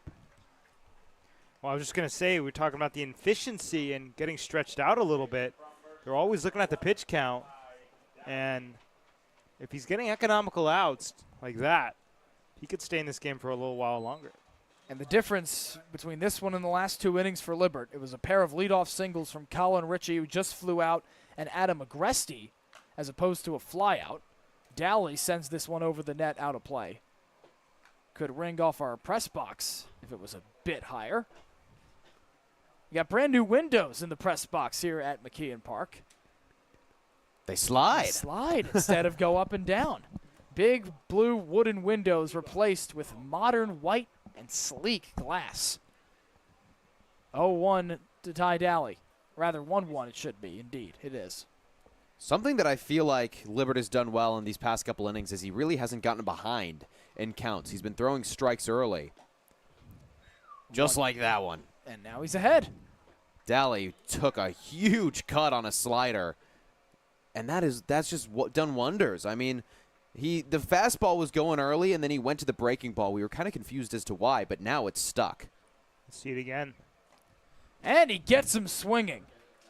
Dally down for the 3rd straight at-bat. This time it's the K. It's the 5th of the evening for Will Libert. He's just a punch-out shy of matching his mark from last Saturday. And it's just so impressive because these guys have seen him before, and he still has their number in so many situations. We talk about doubling up when something's working. How about that outer half to lefties? The umpire giving it as a strike call. How about the swing and miss stuff out of the zone, Gio? Here's Levi Clark, and he dodges out of the way of a fastball there. Will Libert trying to do just what you've described, Max, clip the inner corner. Both Powell and Libert did it ad nauseum tonight. And as I said, it's not only the slider. If he can get the fastball, the changeup, the curve in that location, he's going to be in the driver's seat throughout the rest of the night. Libert hoping to face the minimum, but not a good start to the count for Levi Clark for Libert. Rather, Clark ahead 2-0. On the former Missouri Tiger, soon to be Ole Miss Rebel. 2-0, misses low. That was a really good pitch. Action in the bullpen for Hyannis. Tyler August getting loose. Go lefty to righty for Mitch Carricker, if that is indeed who he brings in. Libert's 3-0. He's clubbed into right center. Back on it, Federico. He'll watch it bounce into the wall. We get a trip on first base as Clark stumbles to his face and is thus limited to 1 base. That might have been extra bases had he not fallen down. I don't know if I've ever seen that before. I have. I've seen it. Francisco Lindor's first career hit. We are thinking of the same thing. Bro, you and me? Well, no, most of the time, Max, it's just you. I appreciate you roping me into that, but you are the one with the incredible baseball knowledge. But I remember immediately. I remember Lindor's first pitch. I don't remember why, but I remember him falling. Maybe it was because of that. It was right field. It was right around the first base. He just completely tripped on his steps. And that's almost exactly what happened to Levi Clark, although not as egregious to bring him into right field with a wide turn. Here's Colby Turner. He takes a first pitch strike. With 2 outs, the Gatemen have once again sent another runner aboard. And Libbert trying to get out of it. And shoots this one right down to his feet. Did a good job there changing the speeds. Went a little bit faster on that first pitch and then slowed it way down. Got Colby Turner in front of it. Impressive that he was able to get the bat still on the ball, but just barely. That's exactly what Libbert was looking for. Max, that's one of the first breaking balls from Libbert we've seen in a while that's gone more towards the middle of the zone rather than those outer corners. Yeah, I mean, you don't always hit your spot, but as long as it's not left over the plate, ooh. He plunks Turner here, and he trots to first base. So a couple aboard with 2 outs for Libbert to work himself out of. And what I was going to say is a lot of the times missing over the plate isn't the biggest deal as long as it's not elevated by the belt buckle. But you could see on that pitch, his head coach Mitch Carricker is going to come out, maybe make a change. Just got it too far inside. Libbert shakes his head no in response to Carricker's mound visit. August getting loose in the bullpen for Hyannis. And we'll see if this ends the future Rebels' day with 2 outs left in the top of the 5th inning. I think he's going to let Libbert try to talk him out of it, and he can't. He indeed points to the bullpen. Libbert's still pleading his case. This is the passion that Cape League fans love so much. Libbert probably has no reason to stay in this game except for his own pride, which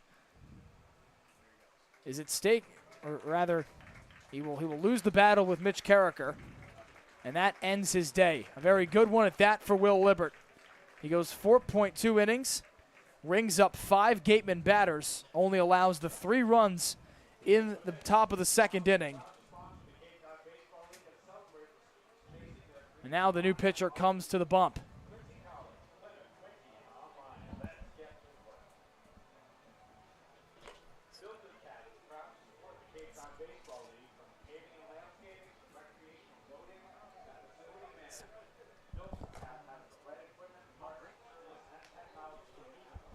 Tyler August warming up.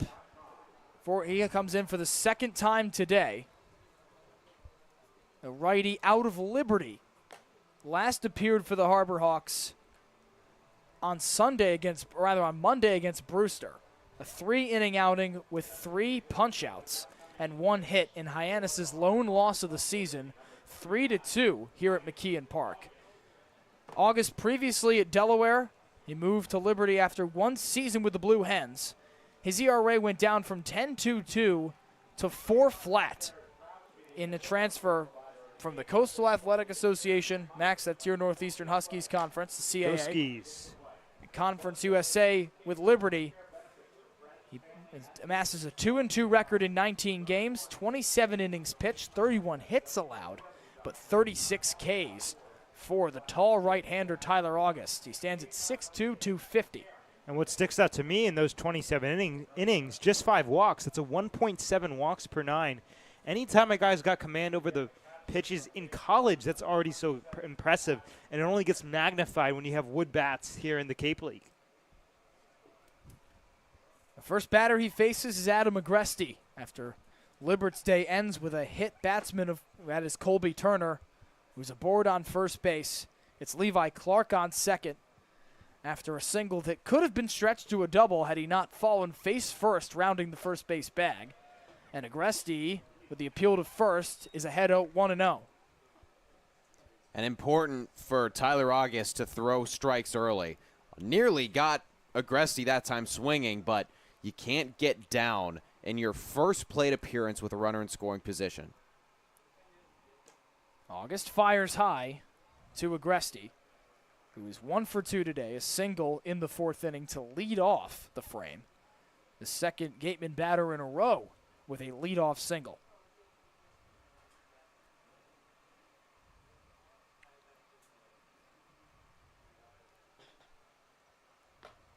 Swings through the 2-0. A bit of a delayed reaction to the fastball there. Didn't really follow through by turning his hands over. With 2 outs, he's got 2 men aboard. And he shoots this foul right to his feet. Deuces are wild. Just like that, Tyler August worked his way back. 2 quick balls, and then a great fastball that I think Agresti thought was going to break. I think he thought that was going to dive, but it just stayed firm. And now, like you said, Deuce is wild. He's worked his way right back. The 2 runners aboard are Liberts. Sailed into the air, foul, third base line. We'll do it again. Gotta say, a beautiful showing from the Hyannis crowd tonight on this very pleasant Friday evening. It was a little bit warm during warm-ups, BP, but as the sun has set, it's a nice, crisp temperature. Not quite as cold as it normally is. Breaking ball misses, loads the count. It was frigid last night in Bourne, or at least it felt that way. Last Saturday, opening night. Wow. Driving rain from the first pitch to the last. Or rather, I should say, frigid temperatures from the first pitch to the last. Driving rain before the game. Sliced foul. We'll do it at 3-2 again. That could have been one of the most unpleasant atmospheres I've ever seen a baseball game played in. But Graham, they're always going to try and play on the Cape. Yeah, nothing's going to stop baseball here unless it's life-threatening. They love their baseball. I would hope it's not that dramatic. I've seen some games canceled due to fog, especially here in Hyannis and at Chatham. Runners are off, and we'll see if that hit him.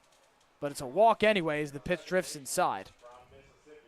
Looks like it missed him, so he'll just be credited with the walk. And the bags are juiced for the Gatemen with the go-ahead run coming to the plate. Or rather, go-ahead run is on first. That's the first walk of the day for Hyannis pitching staff. The hit by pitch was the first free base that Hyannis had given up in the ball game. It's all kind of starting to unravel. This is what Wareham needed. This is what they wanted, a pitcher's duel where the pitching for Hyannis started to fault. Reversing a theme from Saturday. This one shot right back up the mound and into center field. That's going to bring one across. Another gets the wave. The throw into third. Not in time. It gets by Willits to the Hyannis dugout, but it will keep the runner there at bay in Agresti as Clark and Turner score. And just like that, Wareham have tied it again. Well, that is just textbook from Randall, taking it right back up the middle at Tyler August and letting his base runners do what they do. Low in the zone, August looked like he might have had a chance to get the glove in front of it, but it was hit real hard. So if he was able to, probably wouldn't have been able to hold on to it. It might have just bounced and stayed in the infield. Great piece of hitting for Braden Randall. Will Libbert has earned all 5 runs as both Clark and Turner reach the base paths on his pitches. And a first pitch here to Caden McDonald is inside for a ball. He will be allowed to hit because McDonald is currently in the game as the pitcher for Ryan Smythe. Allowed a run to Hyannis pitching in the last frame by way of a fielder's choice into a single. This one booted in at shortstop by Bates. He throws back to third for the getaway chance, and this will allow a second run for Wareham to come across. And just like that, the Gatemen lead the Hawks 7-5. Well, kind of the culmination of the sloppy baseball we've seen the last couple innings. A great play at shortstop by Bates. Pockets it, but then the throw to third, and that was the big problem. Now the Hawks, kind of the mistakes starting to pile on here in the 5th inning.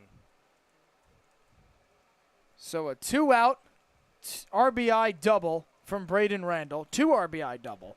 And then McDonald grounds out into what should be the end of the inning.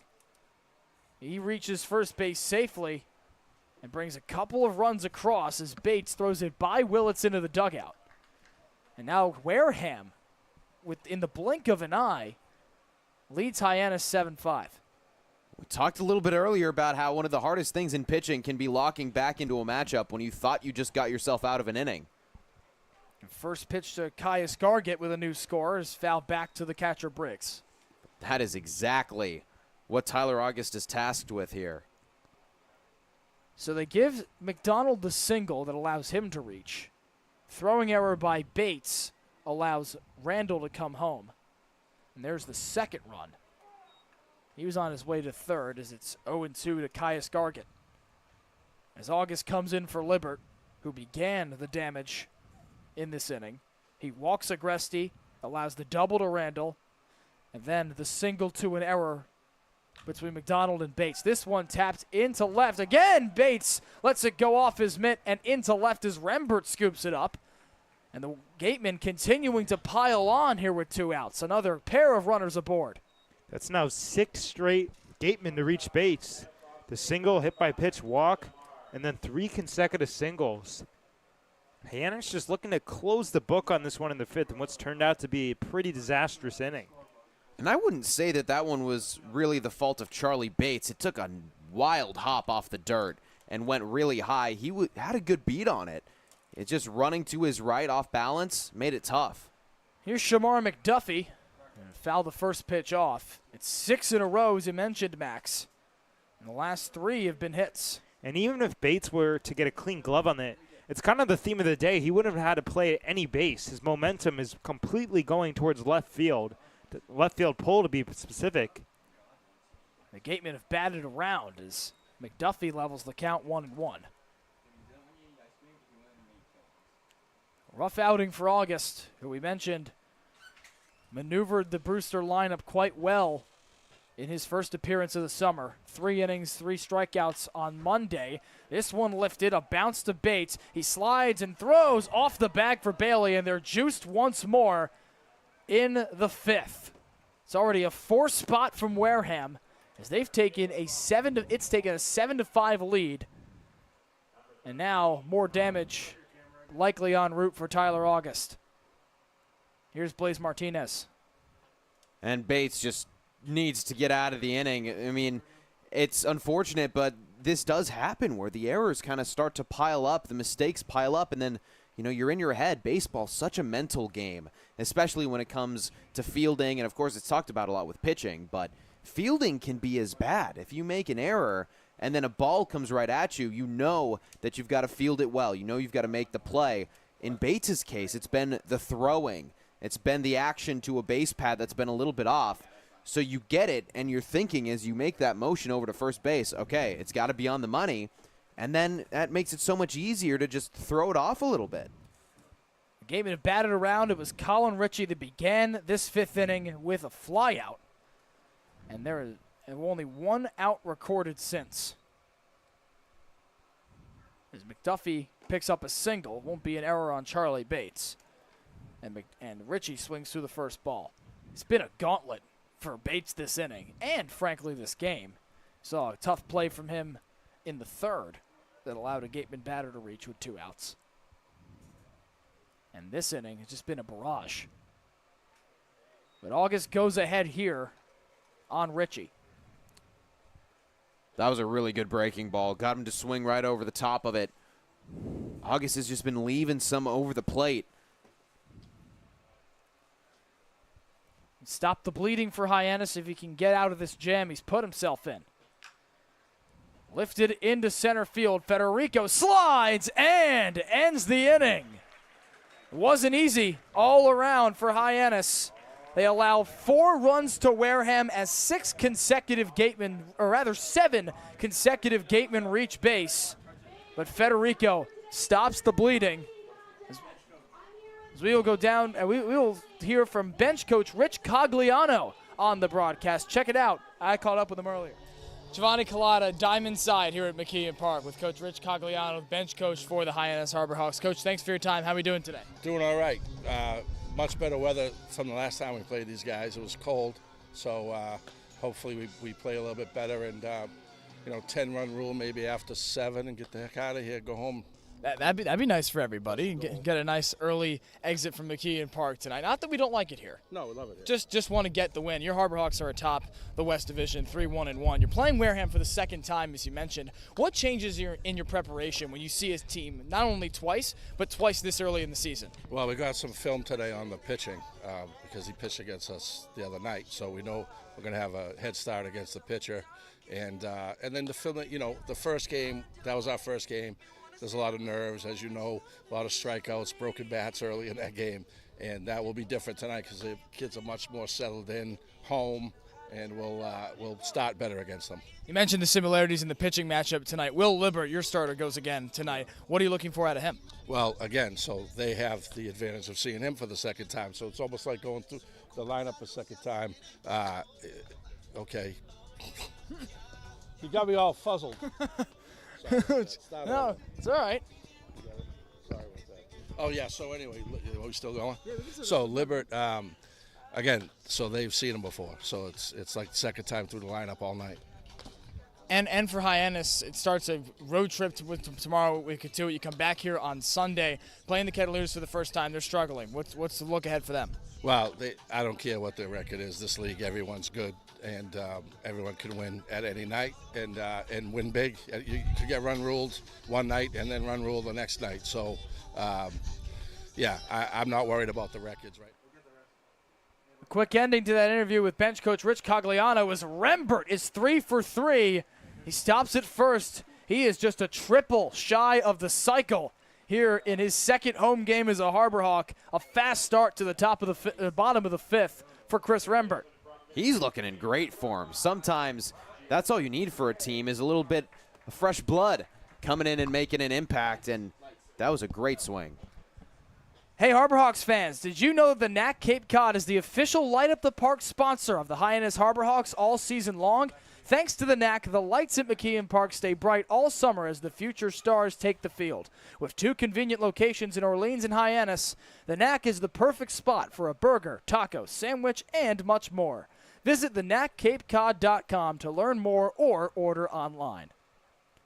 Ryan McKay's down 0-1, and he slices this nearly into left. A leaping grab from McDuffie for the first out. Oh, highlight reel from Shamar McDuffie. Look at how high he gets up. He double jumped. Fernando Tatis I was about to bring it up. Oh, my goodness. All the references today. But dang, what a baseball play. That is beautiful. A lot happening in this inning as up comes Hayden Frederico. We'll reveal the answer to who's that Harbor Hawk here. If you guessed Christian Moore, folks, you were correct. Made his MLB debut just weeks ago with the Los Angeles Angels. A Harbor Hawk here in 2022 after a great career at Tennessee. And Federico quickly down 0-1. He had a great 84 gold prospect card in this MLB The Show. Still can't believe that line out from Ryan McKay. Swing and a miss, Federico. 9 times out of 10 if McKay hits that ball. Likely it drops in the left, Graham. Yeah, that would have moved a speedy base runner as well. Chris Rembert's got some real speed, and that also brings a lot of momentum to the bats. If your first 2 guys get hits, you can go moving. Off goes Rembert as the ball skips away from the battery of Agresti, and Rembert continues to stay hot. Add a stolen base to his register, along with a home run and a double and a single here in the 5th. He got a really quick jump. Even if Agresti did field that cleanly, it would have been really, really tough for him to make the throw. And that's got to feel calming for Chris Rembert and maybe even Ryan McKay, who was robbed of that single because now he's in scoring position. Federico taps this into left field, and Rembert got a great jump off the second base bag, but Coach Carricker gives him the stop sign at third. Hawks have him on the corners with 1 down. Great jump indeed. Had to wait to make sure that was dunked into left field. And the Hawks have something brewing here with runners at the corners. Tying run is aboard as Charlie Bates comes to the plate. How fitting would this be, folks? Peppered with fielding chances in that inning. Unfortunately, a large part of the runs for Wareham due to a throw by Jackson Willits. that scored a pair in back-to-back batters that faced Tyler August for the Hawks. And Bates has 90 feet for redemption here with Rembert on third. That was a great save from Agresti. Took him well off the plate with that pitch. Couldn't get his body in front of it. That's just all glove work. And he was able to smother it like a hockey goalie. We often compare the two professions. And pitch loops in for a strike for McDonald. Catching and hockey goaltending. Of course, the Stanley Cup just ended a couple nights ago. Congratulations to the two-time champion Florida Panthers and their goalie, Sergei Bobrovsky. I don't think you guys are hockey fans. I'm getting into it. I wonder if I understand we hockey. We could. I go to Northeastern. But if we could think of a comparison between Bobrovsky and an MLB catcher. Okay. Well, let me think for a second. I don't know hockey well enough to make that comparison. I don't think I do. I don't either. Forget I brought it up. 3-1 to Bates, who's got a pair of singles despite the troubles in the field tonight. A lefty for the starting shortstop for the Stanford Cardinal. Off goes Federico as he fouls it back. Got an arm in the bullpen for Wareham. McDonald has been called on to do a lot tonight for Ryan Smythe.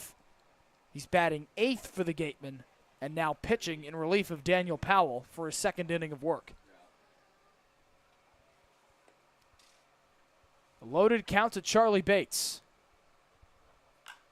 Sliced foul. We'll do it again. Bates a guy that's been working a lot on his swing. Saw him just a couple days ago talking to Mitch Carricker kind of about the technique after he took batting practice. He's not very satisfied right now with where his swing mechanics are. He's trying to get it down a little bit more. Off goes Federico, swing and a miss. The throw down to second, not in time. It brings McDuffie off the bag. So a stolen base for Federico, but a strikeout for Charlie Bates. First time today he fails to reach, and there's 2 down here in the 5th. Strikeout number 3 for McDonald as well on the day. He is starting to find that groove. Started out a little bit slower, but, man, he picked it up. And now out comes Ryan Smythe. We saw the bullpen active with a righty, taking what could be his final warm-up pitch. Josh Butler, a rising junior at Arizona State. How about 6'7", 225 due to enter the game? Near exact the measurables of Carson Yassa for Hyannis. And he's waiting over there. Hasn't gotten the signal yet. Wonder if they're going to let McDonald talk his way into staying. Does appear he's debating. Chris Roan coming out trying to break up the meeting. And indeed, Coach Smythe will let him stay out, try to work himself out of a jam that he has worked himself into. Responsible for Rembert on third and Federico on second. And up to the plate, Brody Briggs. Reached on a fielder's choice in the 4th. But was stranded after a strikeout from Jason Walk, who waits on deck. Hyannis trying to erase an explosion of a 5th inning from Wareham. And Briggs fouls off the first ball. Playable for the moment for Gargett, and he watches it bounce in front of the fence. This would be impressive for McDonald, who I imagine would be allowed to keep hitting, barring a pinch hit from Ryan Smythe. But he's been called upon to do both tonight. First time we've actually seen that again in a game against Hyannis. Evan Dempsey out of Florida Gulf Coast started for Brewster on Monday, but did not come to the plate. And Briggs lifts this in the air deep to center field. Ritchie back on it. He quells the threat and ends the 5th inning. To the top of the 6th we go here in Hyannis. And it's Wareham with a 7-5 advantage over the West Division leading Harbor Hawks. The Gatemen trying to get revenge on an opening day loss to the Hawks. The 6th is up after this. And for Hyannis, it starts a road trip tomorrow. We could do it. You come back here on Sunday, playing the Kettleers for the first time. They're struggling. What's the look ahead for them? Well, I don't care what their record is. This league, everyone's good, and everyone can win at any night and win big. You could get run ruled one night and then run ruled the next night. So yeah, I'm not worried about the records right now. It's too early. They may or may not have the players they're going to have, so it's hard to tell. Always volatility in this league. That's bench coach Rich Cogliano. Always a wonderful face here around McKeon Park. Coach, thanks for your time. Thank you very much. I do appreciate my face. Here at the Mass State Lottery, we're known for our monster wins. But there's no bigger win than the $1 billion we provide each year to support all 351 cities and towns in Massachusetts. In our game, we know that supporting local businesses and helping communities is how we all win. Because at the lottery, we're all playing for the home team. The Mass State Lottery. Welcome to the state of winning. Time for the top of the six. We love hearing from Coach Rich Cogliano on the program. Such a wonderful face around McKeon Park and beyond, traveling to Harbor Hawks games. Still Tyler August out for the top of the six as we turn to one of our favorite segments here on Cape League TV and the Harbor Hawks Baseball Network. It's time for Beat D-Bot, a season record of 4-1. D-Bot, you're red hot after an season-opening loss in Wareham. Now you come back against the Gatemen. Maybe we could stump you tonight. I'm undefeated on the Cape. That's how I'm trying to Great think about it. point, great point. But your player tonight, D-Bot, is a Gateman pitcher. Pitcher? Yeah, pitcher. Chase Richter, who attends Arkansas State. Oh, the Red Wolves. Wow. Wow. Okay, how? How do you know it? How do you know that Arkansas State Red Wolves. That's a tough one. Well, clearly not for you. So it's just really niche, but there's a website, Sim Matchups, and you can play hypothetical matchups from different years and run to see what would have happened. So that's how you know all these. And so Arkansas State was like my default on how badly could I make a great team blow out a bad team. So I would always use Arkansas What are the State odds of as that? the bad team. Wow. D-Bot, I have to tip my cap to you if I haven't already. Daly swung through a first pitch strike and dings the second one off the light post on the third base line. It's uncanny. 5-1, 5 Well straight done, after he D-Bot. misses. By the way, Mercer, which is not one that I would expect to be more knowledgeable than Arkansas State, as Tyler August rings up Ty Daly. It's the second time that the first baseman has gone down by way of the strikeout in as many innings. That's now 2 consecutive nights. I've said it was too easy, and nobody listens to Max. Just Well, want to Max, put that out there. your pick, I feel like you would have gotten too, but I guess we'll never know. Well, I next feel like, Wareham game. But now Well, let's now put it the out next next Wareham Wareham game, game. or if there's a player tomorrow on Katuitt from US. Ooh, all right. He didn't hear it. Almost gave it away, folks. See if you can get it off that little hint. Dude, he definitely just heard you. 100%. I didn't complete the word, but 0-1 to Levi Clark, the catcher, playing left field tonight out of Tennessee. Sliced foul, first base side. Good start to the inning for Tyler August. He came in an interesting spot. Bases were not fully juiced, but they were juiced. And he allowed a little bit of bleeding. Ended strong, though. Got a pop out and line out. Back-to-back weak hits. Then struck out his first batter here. He checks the swing. He did not go around on a ball that skips into Briggs. And he gets a ball back. It's all about August pumping in strikes this inning after what was kind of a wild inning in relief for Libert. Only the one walk, but he was kind of wild inside the zone. We've talked about that a little bit this season. It's imperative. Breaking ball misses the zone. He tried to loop one in there. Instead, 2-2. Last night against Harwich for Clark, his first game on the Cape Cod Baseball League. 1 for 4, a strikeout, but a run scored and a hit. He joined the team on Wednesday during the workout at Fenway Park. August nodded for his sign, but fires a ball low and away. A load the count to Levi Clark. Clark doing a really good job working his way back in. It was 0-2. Took a couple strikes. This one is drilled to center field. Federico all the way back, and it bounces off the base of the wall. Wide turn, and Clark will indeed jog into second base. It's a stand-up double for the catcher out of Tennessee. That was absolutely nailed. Left right over the middle with a fastball. And Levi Clark said, "Thank you very much." Put it over the head of Federico. He tagged it. If the wind was blowing any bit like it was this afternoon when batters were taking BP, that would have been long gone. A brief meeting of the minds for Brody Briggs and Tyler August. Meanwhile, Clark, 3 hits in 4 at-bats. He scored on 2 of them. He struck out the scoring flanks a strikeout in the 3rd. And now he's aboard with 1 out and Turner at the dish. Wareham batted around in the 5th to the tune of 4 runs that gave them this 2-run advantage over Hyannis. Breaking ball finds the outer corner from August. That pitch is really good movement. Started it on the inside part of the plate and just clips the black. He's really got that pitch working. He can move further into this game. August moves ahead 0-2. August relieved Will Libbert after 4.2 innings. 5 earned runs, the latter 2 allowed by Hyannis pitching in the 5th on August's register.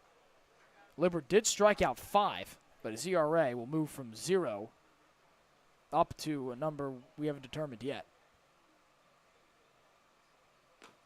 0-2 and a swing and a miss.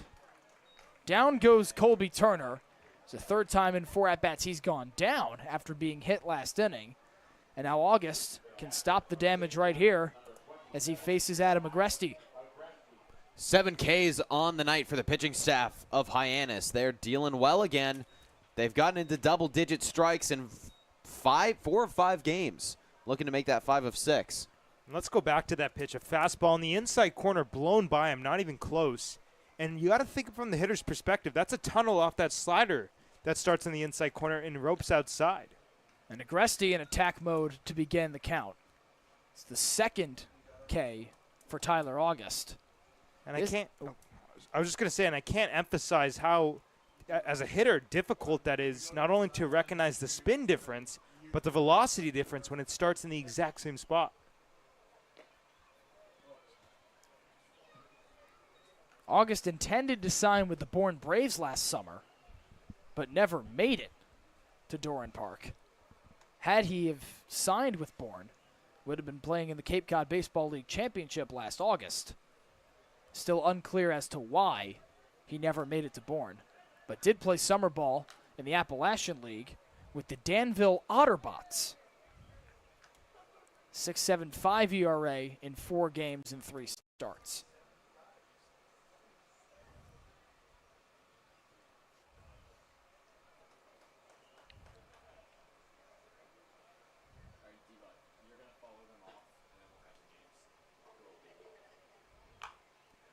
Clubbed with a weird hop to McKay. Tries to scoop it with the backhand. An overhand throw to first is late. And runners on the corners with 2 outs as the Gatemen have done it again. Weird hop might be generous. That was just straight up janky. It was going to his left and then hit the grass, I think. I don't think it even hit the dirt. I think it hit a little bump in the grass and took a left turn. A janky bounce, Graham, to the extent where a single is firmly within play. So 2 outs. They've got him on the corners. And up comes Braden Randall, who roped an RBI, 2 RBI double to tie Wareham at 5-5. The first pitch to him from August is outside on the 2nd time facing him. And now Randall steps in with another opportunity to extend the Gatemen lead. A team that's played much better since its opening day loss to Hyannis. Strike finds the inner black for August. And a team that's hit much better. I mean, this team's average well below 200 at this point, and they've gotten quite a bit of, they've matched Hyannis hit for hit, 10 for each. 2 errors for the Hawks. That's a key difference on that scoreboard. 1 misses outside. And for August, the conversation becomes, if you don't get out of this inning, what does Mitch Carricker do? You certainly don't want to blow through your arms with Katuitt on the docket for tomorrow. And Chatham coming here to McKeon Park on Sunday. This one lifted to Federico on a sharp drive it ends the inning. So the Gatemen strand a pair of runners on the corners. That keeps this score right where it is. And we'll keep it right here on Cape League TV. Send it down to our sideline reporter, Ava Fernandez. Thanks, guys. I actually just got news at the dugout that Thomas Crabtree from the University of Tennessee, he's a sophomore right-handed pitcher who used to previously play at Pearl River Community College, but he actually just transferred here from Tennessee, where he helped lead Tennessee to a 41-15 overall record and a 16-14 record in the SEC. He also earned his first career win at Tennessee, striking out 3 hitters over 3 scoreless innings coming in as a relief pitcher. He retired all 4 batters faced, striking out to win 2 to win against Alabama State. Thomas emphasizes on wanting to play at Tennessee for his whole entire life because he actually feels that it's the best coaching staff in the country and it feels like home. Tommy will get added to our roster immediately and we can hopefully see him play in tomorrow's game against Katuitt. Back to you guys.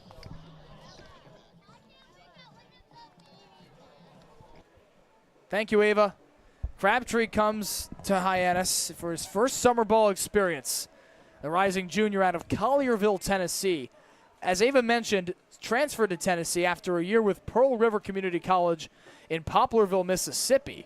He became the first pitcher in the school's history to ring up over 100 batters with 108 Ks, a 10-2 record. That was good enough for Tennessee, where he managed 8 scoreless appearances, 5 hitless outings last spring for a volunteer team that he grew up loving as a kid. Wow.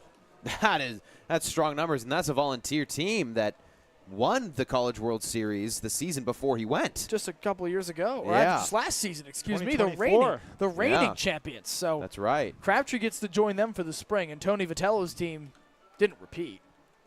New pitcher in for the Gatemen as we begin the bottom of the 6th inning here on Cape League TV. It's Josh Butler, a rising junior at ASU. We mentioned that height earlier when we saw him warming atop the bullpen down the first base line. 6'7", 225. For reference, that is the exact listed height and weight of Carson Yassa, one of the closers by committee for Mitch Carricker thus far this season. The Butler, with that commanding height, recorded a 4.4 ERA, 32 strikeouts, did not allow a home run in 2025. That's something that the starter Daniel Powell for Wareham can't say, as Chris Rembert took him yard in the first inning as the 4th batter to face him. This is Jason Walk. He's the first Harbor Hawk to face the new pitcher for the Gatemen in Josh Butler. And his first ball is outside. Walk, a switch-hitting right fielder today. Made his Hyannis debut yesterday in the win over Bourne. He swings through the next ball. He struggled a little bit to see the ball, struck out his last time, flew out his first time at the plate, so just hasn't quite been able to put it in play. He's made contact a couple times, but it just hasn't been in the right spot.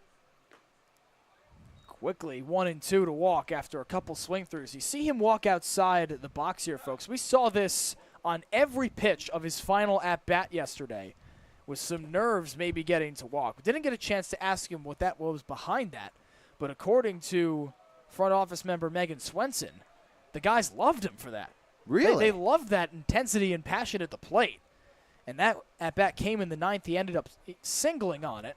It was caught stealing along the base pass to send Bourne to the bottom of the 9th. He takes 2-2 pitch and is punched out. The breaking ball clips the inner black. And in one batter faced, Josh Butler's got his first K. He moved out of the way of this like it was about to hit him. It appears to be a fastball as well. My apologies lane changer. there. Yeah. Shows you how hard hitting is. That ball starts in off the plate and it comes back. Did have some movement on it. So render it an off speed of sorts. Those sinkers are just so tough to pick up.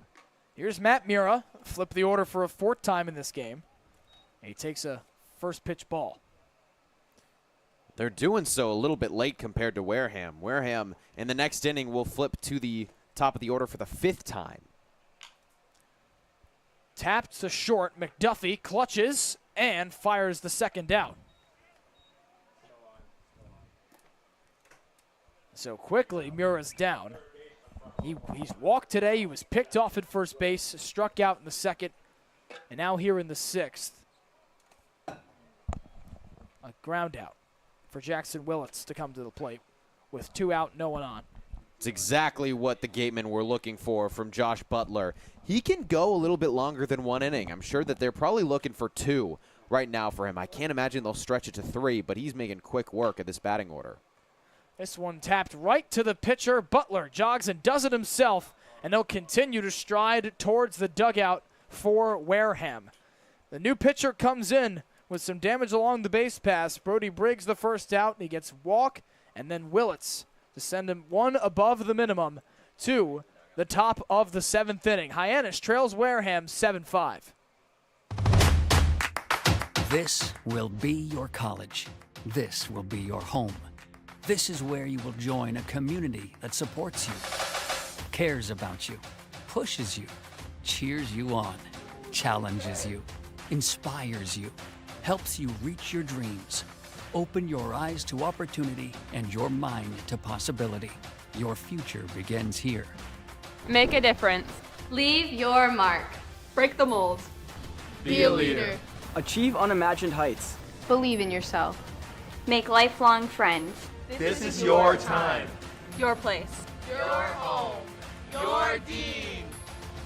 It all starts here at Dean College.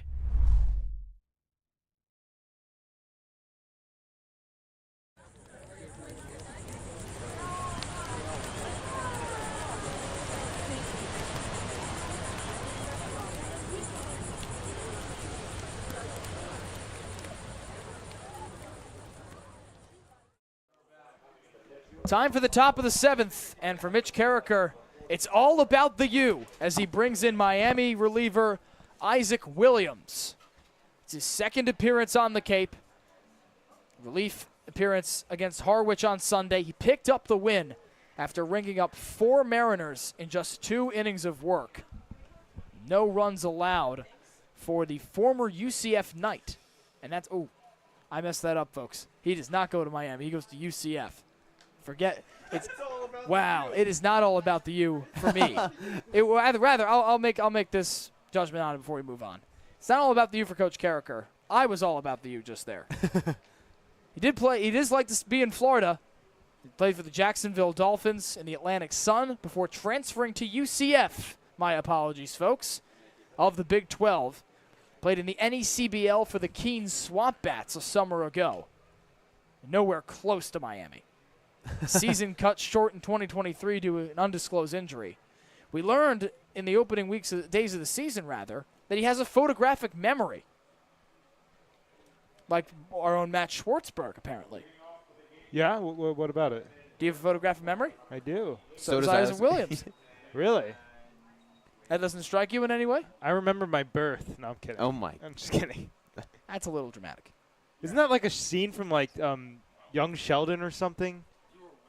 Or is that something else? I've never seen it. Where he's like, I remember my birth. I know. I've never seen it. I've seen clips. The Atlantic Sun All-Freshman in 2024 comes to the mound. And first batter he faces is Caden McDonald, who's been quite busy today for Ryan Smythe. Managers asked a lot of him. He's pitched today, a couple of innings of work. He's able to face a loaded base paths for Hyannis. The 0-1 clips the zone. That is on disgusting. Sorry, I didn't mean to cut you off there. I was just in awe of the pitch. As was I. Just how sharp the break was. Good luck. See if Williams dials it up again, 0-2. Misses outside. And Briggs liked the pitch. He was just nodding as he threw it back to Williams. That's exactly what he wanted to see.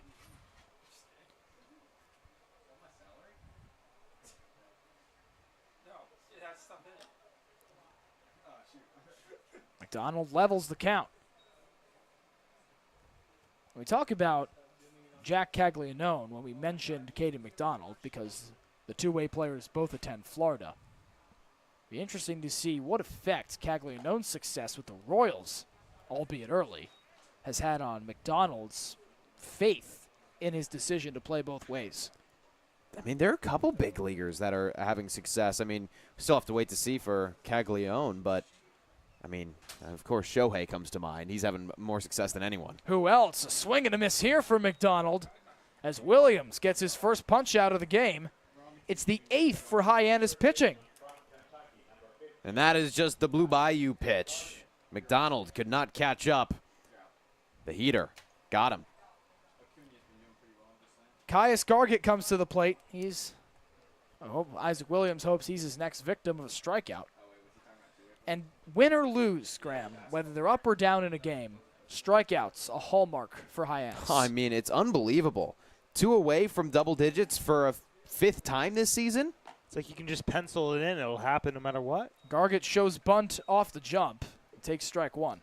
And the one time that they didn't reach double digits, they had 9. I believe, wasn't that in game 1 against Wareham? It was.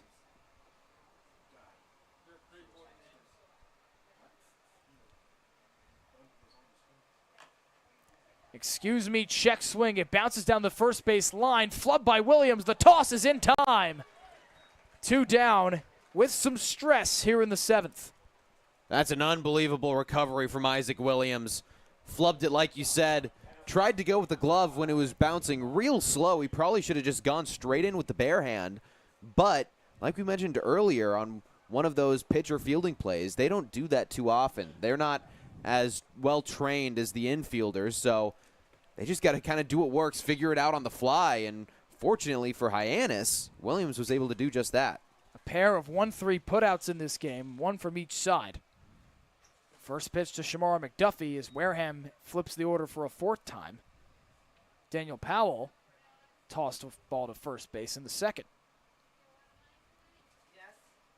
Infield slightly in on the 3rd base corner with Willits a few paces from the infield grass. As the count levels, a ball and a strike. The lights flicker on here at McKeon Park.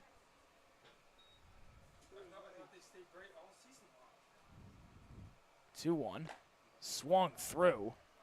2-2. Well, there's your challenge fastball. 2-1 by the signal of the umpire, home plate umpire. That's Chris Roan. The scoreboard reflects the same as it's fouled back now 2-2, and the deuces are wild.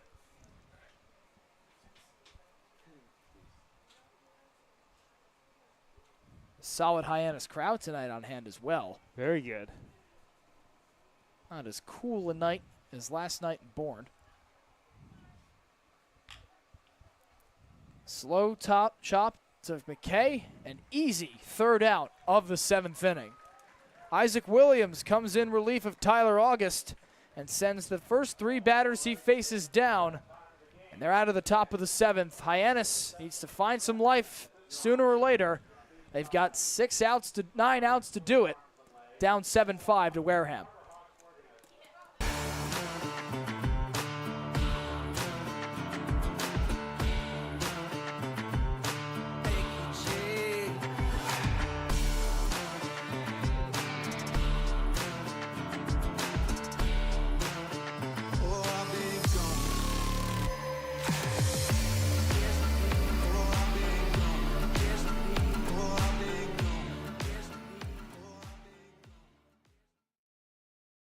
Owning a home means you can protect your family and put down roots in a community you care about.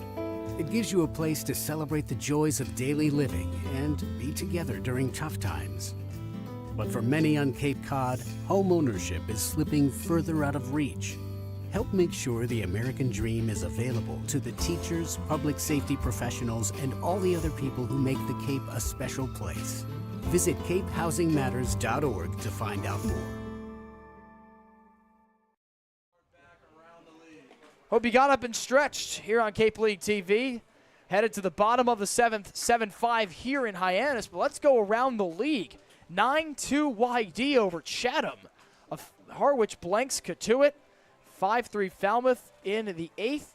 And look at 5-0 Brewster with a 13 spot on Bourne.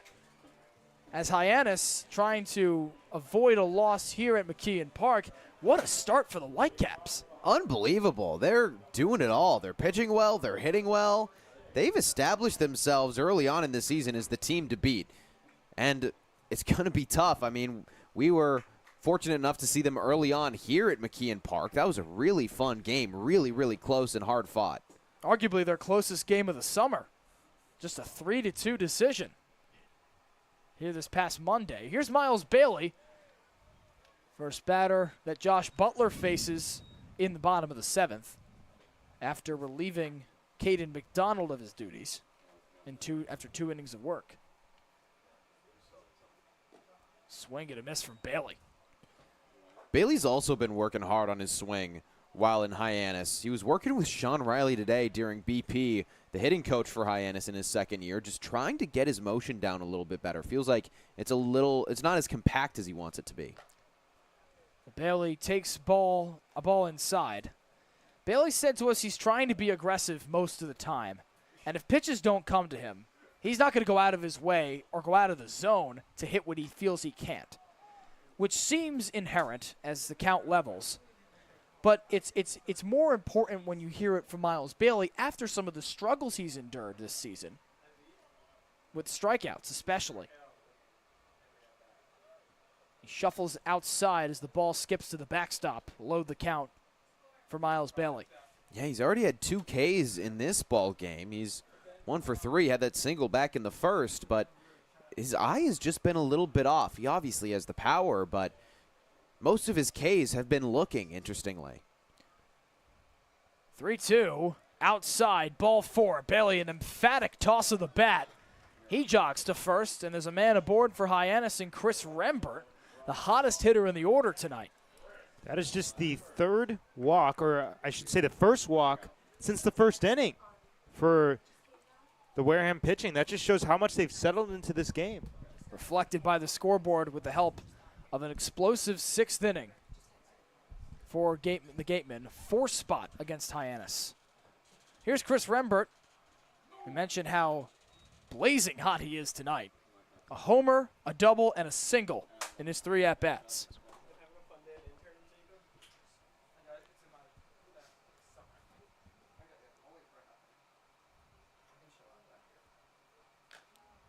Shoots this one down to his foot and foul. And Butler is ahead 0-2. To close the book on Bailey, a night before he hits a 3-run homer in Chatham to break what was an 0-for-6 streak, he strikes out 4 times in a row. And Graham, that the motivation behind the extra work he's put in with hitting coach Sean Riley. Yeah, the 4 Ks, that hurts. The golden sombrero, as they call it, that is going to motivate a power hitter more than anything. Check swing from Rembert, and the peel keeps him in the box, 1-2. He did a really good job holding on to that bat. That was one of those breaking balls, starts dead center and dies, tunnels it with the fastball. And good on Rembert for holding on. That was not easy to do. A triple shy of the cycle is the Auburn Tiger. Watches a breaking ball miss. And Bailey, not a threat to steal. But he did do so at Florida State. Just 3 times.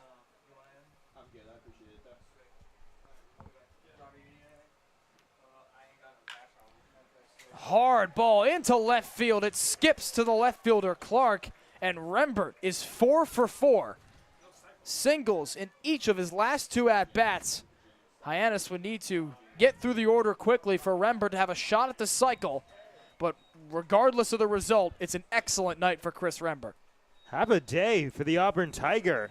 And all these balls he's put into play all hit hard. Just a testament to the type of skill set he has. And Hyannis tricks up their sleeve and an opportunity here. A walk from Bailey and a single from Rembert have the latter aboard as the tying run.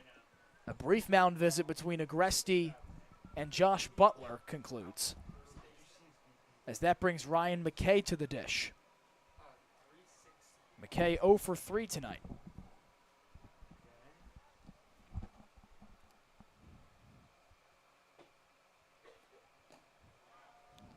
First pitch misses low. Well, this is a much different inning for Josh Butler on the mound than his first. 3 up, 3 down in the 6th, his first inning of work, and now a walk and a single. You see at the center of your screen, folks, the puck on the bottom of Ryan McKay's bat. It is a swing speed aid, a device that has helped McKay not be late to a single pitch this year, quote, as the Spartan second baseman told us earlier. He's ahead 2-0. Hasn't had to use that puck to the tune of a swing in this count yet. It's flown out and grounded out tonight. First ball outside, or his third ball outside. This is going to be an automatic take for sure. Given the situation, you need base runners, you need runs. As you get to the later part of the lineup, still not there yet. McKay, the 5-hitter, of course. Going to see a red light right here. He led MSU in walks this past spring with 36. Watches a strike fall in, and a hitter's count now for the lefty second baseman. The only Spartan to bat 300, one of 46 players to do so in the Big Ten. He lifts this one into left. It's over McDuffie's head and into shallow left center. Bailey gets the stop sign at third, but the bases are full of Hawks with no one out here in the 7th. Well, it's only been a matter of time for Ryan McKay. He has gotten so close to having a lot of hits in 2025, not just in this game, but in the entirety of the season. He had a couple long balls that early on during those really cold games could have gone, and then could say that it was kept in by the cold. The ball doesn't fly as much during these cold Cape Cod nights. That time, he just went opposite side, got enough on it to get it into the shallow outfield. A great swing, and I'm sure that feels good for Ryan McKay.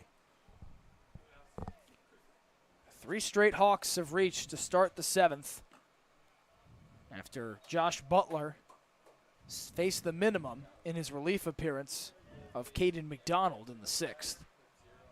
Here's Hayden Federico. 1 for 2 tonight. A fly out, a ground out, and a single his last time up.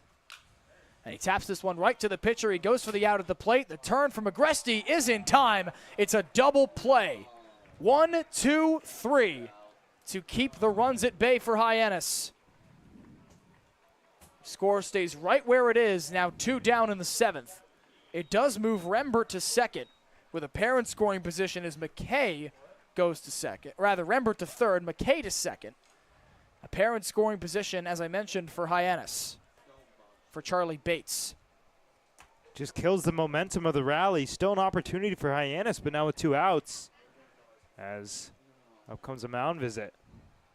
And this could be, it rather isn't for a new pitcher. There were arms in the early stages of warm-ups in the Wareham bullpen first base line. Yet this is just a visit from Ryan Smythe.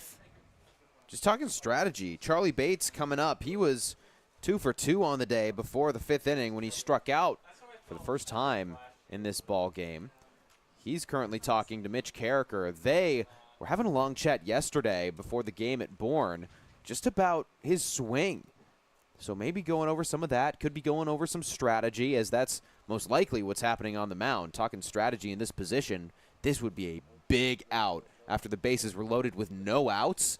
I mean, that just totally flips the game on its head. It's transcendent for a pitcher, not just for the remainder of the outing, however long it goes for Josh Butler, but for the rest of the summer.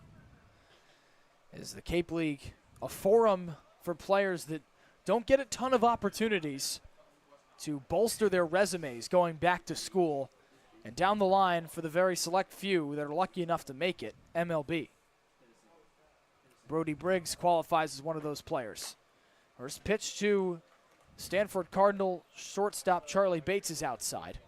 Briggs, if he gets to the plate in this inning, or in the next inning, should Butler return to the bump, would face his Arizona State teammate. 1-0 to Bates misses. Bates with a chance to redeem himself yet again after a tumultuous inning in the 6th where Wareham tagged the Hawks for 4 runs off a couple of difficult plays that went Charlie Bates' way at short. He keeps the bat on the shoulder again, and he's ahead 3-0. Don't know if Butler's trying to get him to swing at something or if he just is looking for that weak contact, but all 3 of those pitches have been well outside, it seems like, from up here, at least from our vantage point. He's not really giving Bates much to swing at. Rembert on third and McKay on second, and Bates works the 4-pitch walk. Juice the bags once again for Josh Butler, and that brings up his fellow Sun Devil Brody Briggs with a chance to add more runs and eliminate this deficit. Just think that they were going to take that the whole way. I imagine that would be the strategy. Throw outside. If he swings, that's great. If he doesn't, we have a place to put him. And you bring up Brody Briggs, who hasn't been hitting the ball as well. I'm guessing this is the matchup that they were looking for. Both guys lefties, so it's not necessarily like you replace a lefty with a righty, but still, none of those pitches were near. First pitch clips. There's that outer corner again, Max. And he's exploiting it. If he's going to get the call on a pitch that's hard to do anything with it, they're going to keep going out there. It's a hard pitch to drive.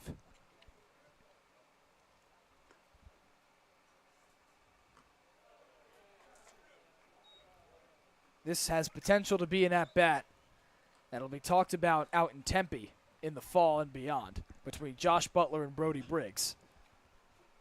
Should a key event occur here, lest this be their only meeting, be some fun banter at Arizona State baseball practice. Swing and a miss from Briggs. And Butler's a strike away from having that be a positive story for him. You'd think that Briggs would have the advantage. He knows the pitches. He knows what this guy throws, but he's down 1-2. I'll try to harness that knowledge here to bring one of 3 Harbor Hawks home. And Butler fires outside.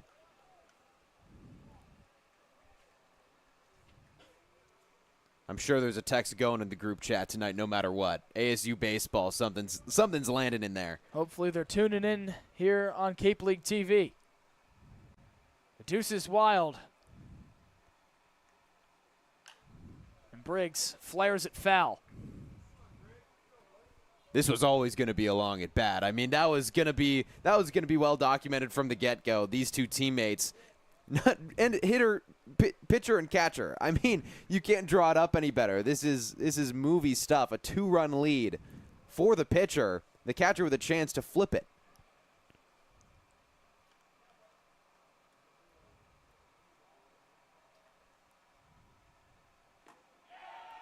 Inside, but he rings him up. This pitching Sun Devil strikes out his fellow teammate and hitter, Brody Briggs, rung up on a 2-2 count to strand the bases loaded. This score stays right where it is, headed to the 8th here at McKeon. Here at the Mass State Lottery, we know there's no bigger win than the $1 billion we provide each year to support all 351 cities and towns in Massachusetts. Now that's how we all win. The Mass State Lottery. Welcome to the state of winning. This week we've been working a lot with doing play-by-plays, just doing behind-the-scenes stuff with sports broadcasting, which I never really realized how much went into it, but it's been really cool. They've grown a lot. I've never really done like a program like this before, so like seeing all the behind-the-scenes have like really grown. I've learned how to really just gain confidence in my play-by-play speaking, and I've learned more terms here when it comes to directing and producing, and I've just had a great time with John Rook. Doing the play-by-play stuff and all that, being with a guy like John Rook, understanding what like the major kind of entails doing this camp, just really a preview for what you do here at Dean or any other college doing broadcasting, so I'm definitely more prepared to make this a job of mine. Time for the top of the 8th here at McKeon Park. It's a 7-5 Wareham lead, and let's look at where the Harbor Hawks are going next. At Lowell Park tomorrow for a battle with the Catuit Kettleers, a struggling team in the first year under Lauren Hibbs. You'll have that game on the Harbor Hawks Baseball Network. At Chatham, after a 7-7 tie against the Harbor Hawks on Tuesday, comes here to McKeon Park on Sunday. It's an off day on Monday, then out to Gov Fuller Field on Tuesday against Falmouth, before Brewster comes back here to McKeon Park. That is an undefeated Whitecaps team. Who knows if the record stays all the way till Wednesday, but Brewster off to a hot start. And the Firebirds host the Harbor Hawks on Friday at Eldridge Park. Here in Hyannis, it's still Isaac Williams, the UCF Knight, atop the bump, facing Colin Ritchie, the 2-hole hitter, to begin the 8th inning. And not much you can dock the pitching staff for, Graham, despite the score, at least in recent innings. If Williams is able to get out of this one, it'd be 3 scoreless frames for the Hawks. Yeah, it's just been the second and then, like you said, the 5th 2 big innings, but other than that, they've looked really, really solid. Just kind of blimps on a record. Richie quickly down 0-1. But 8 strikeouts again. I mean, 2 away with 2 innings left from double digits. So, I mean, they're throwing really well. The bats have also been doing well. They've kept up, but they've gone cold a little bit as of late. Bounces away from Briggs. Walks up to talk with Williams. He uses that tip ball back to the backstop to forward his momentum to the mound. Wonder if he got crossed up. That's my guess. I think there might have been something wrong with the signals, with the signs, because he did not look very happy. He kind of popped up quickly and sharply made his way to the mound. Almost a reluctant one, as though he has to do, I have to do this? And now he walks back. The Cape League does have PitchCom. Of course, it's a watered-down version of that in MLB, even that of the NCAA. Of course, unless the teams bring their technology from their schools. That'd be Coach Carricker from Fresno City College and Ryan Smythe from Keystone College. 1-1, big swing. The chat clearly seemed to help Williams that time right down the middle, and right after Briggs gave him a little nod, a little point with the glove. Scouts had to be happy with what they saw on the radar gun there as well.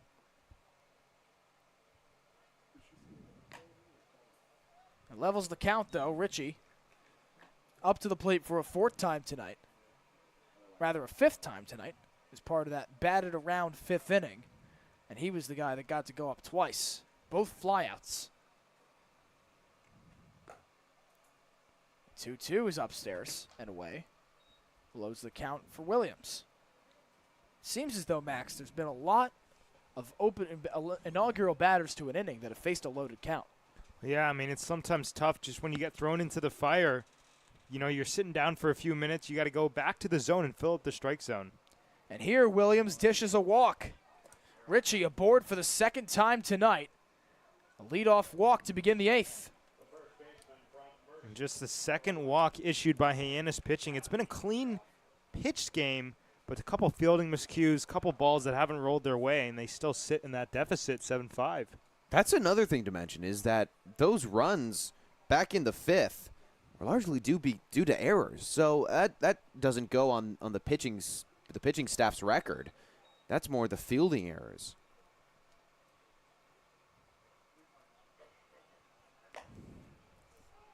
First ball to Ty Daly, the incoming Clemson Tiger, is a strike. Rising senior from Vidalia, Georgia. The only Gatemen batter with multiple hits a night ago in Wareham's win over Harwich. A 2-for-4 mark for the lefty outfielder and first baseman. Daly playing the latter of the 2 positions tonight. And that's a theme that we see night in and night out here on the Cape. Guys are going to get opportunities, Max, to play positions not only they've never have before, but that they have before yet sporadically. And just brings so much versatility back to their schools if they're able to add a new skill set while over here in the Cape. And bolster views on them from scouts in MLB. Exactly, and a lot of times at school, coaches don't want to experiment with those sort of situations, you know, platooning guys in certain different parts of the field. But in the summer, it's the right time to do it. Wind coming behind the batter from home into center field. Daly chops it foul. 2-2.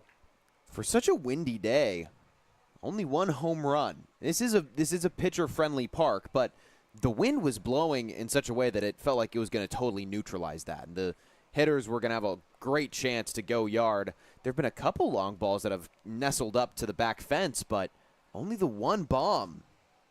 Chris Rembert left the yard in right center in the 1st. Swing and a miss. Down goes Daly. It's the 3rd K in a row from the future Clemson Tiger. And the 1st out of the 8th. And there's K number 9 for the pitching staff. 1 away from double digits for a 5th straight game.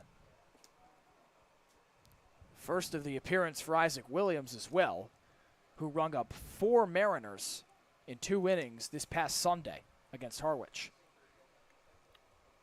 Here's Levi Clark.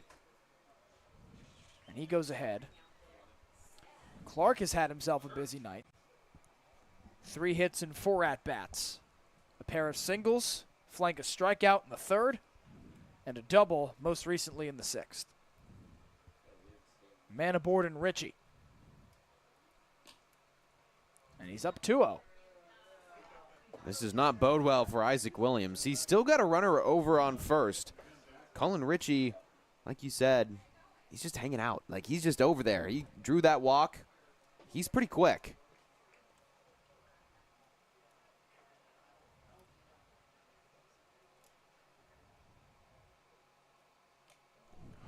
This ball gets by. It'll allow Ritchie to take the bag.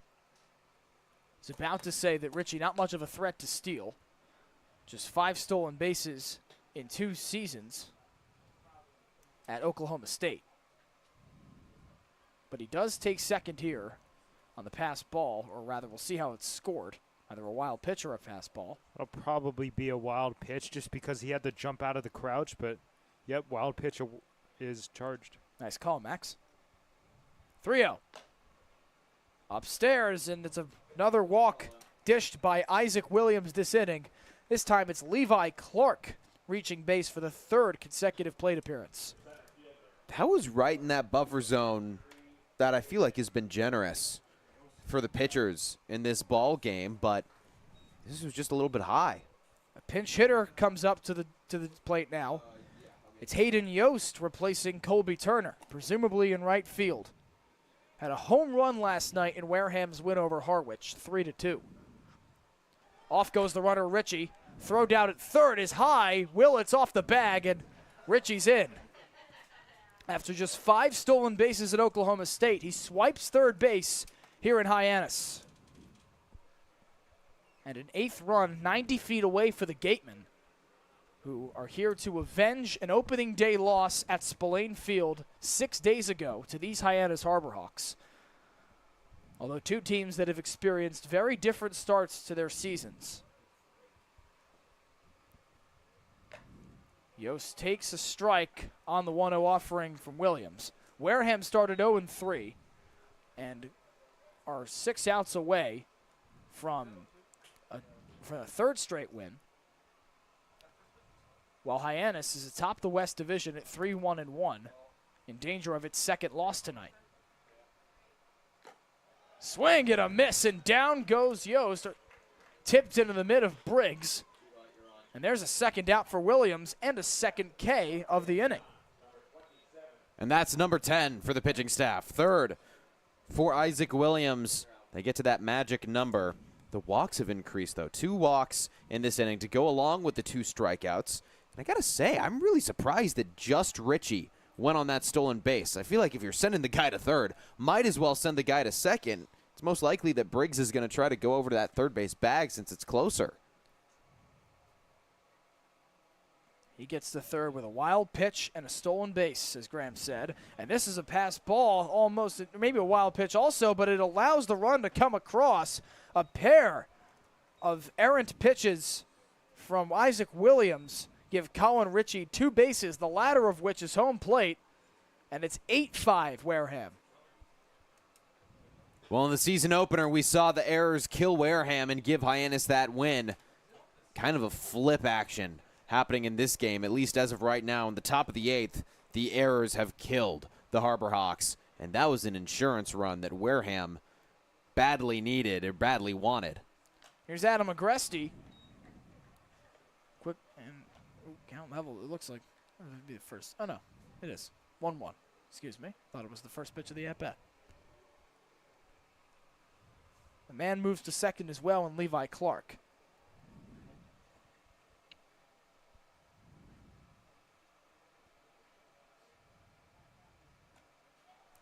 Loops in with the breaking ball and garners the fan and miss. That was filthy. Agresti so far out in front of it. The breaking ball came in so slow.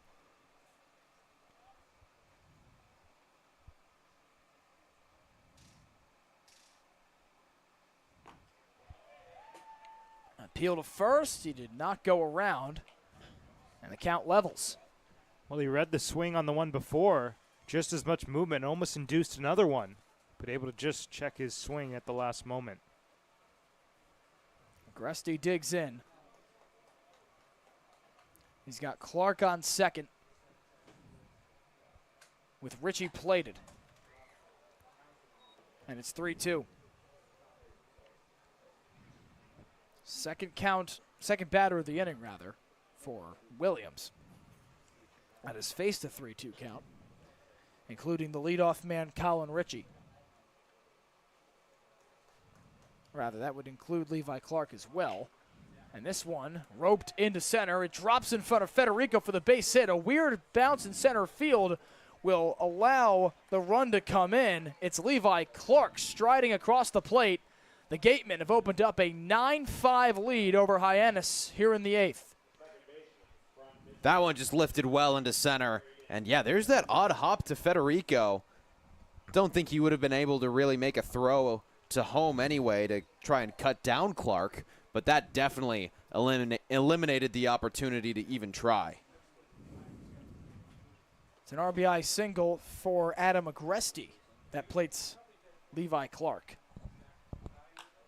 And this one shot the other way. Braden Randall's got himself a base hit. Agresti makes the turnaround second, and as does Randall at first. It's a 2-out double from Braden Randall. Second and third with 2 gone for Wareham. That's just a good piece of hitting, taking it where it's pitched, fastball away, and a sharp line drive over Willits. Professional swing right there. And here's Caden McDonald. No rest for those that work in Ryan Smythe's Wareham Gatemen dugout. Caden McDonald has pitched tonight, and this is his 5th at-bat of the game. A couple of innings, and now 5 plate appearances. Nearly hits him. It's past Briggs. He slides as he gets the toss out, and Agresti is in with a 10th run, and the route is on. 10-5 Wareham, and now another unforced error from Hyannis.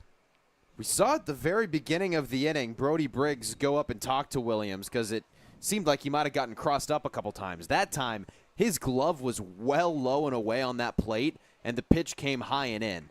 So I don't know if there's a mechanical thing that's wrong, but Williams has not been hitting his spots. A righty in the bullpen for Mitch Carricker as his righty atop the bump throws a second pitch ball. Scoreboard out of whack there as McDonald's ahead 2-0.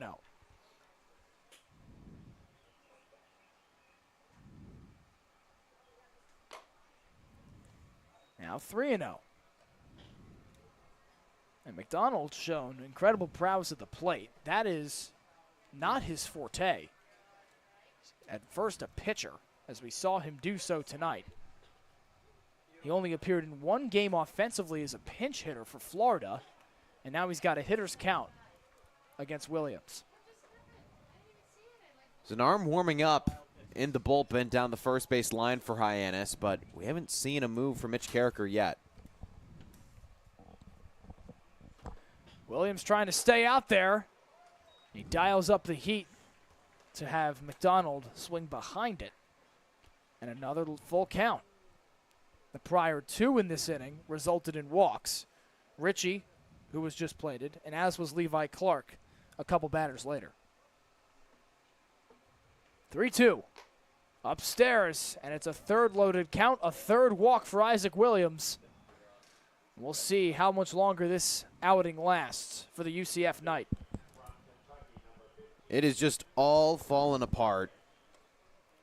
Isaac Williams had a good 7th inning. It was 3 up, 3 down. But then he has really struggled ever since. And still no coach coming out of the bullpen. Mitch Carricker wants him to work this out a little bit, but Brody Briggs does talk to him. It's damage control. Obviously the game not over, but definitely one hard to bring back for Hyannis. And it's his inning to finish on the hill for Williams. Not an insurmountable deficit, Max, as you've mentioned. But Bourne nearly erased last night against Hyannis, a 8-1 deficit. And out comes Ryan Smythe for a meeting with his batter and his runners, along with base coaches. Maybe a hit and run coming? Something of the sort? Some sort of strategy. Also an arm loose in the bullpen for Wareham. A righty and a righty, each warming up for the teams going at it tonight. Looks like we got a pinch runner. Someone joins the huddle.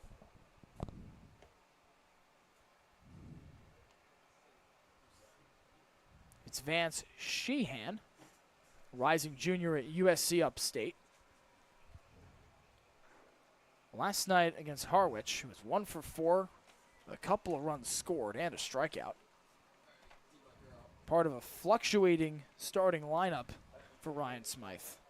He did get in against Hyannis on opening day. He batted second, struck out 3 times and flew out.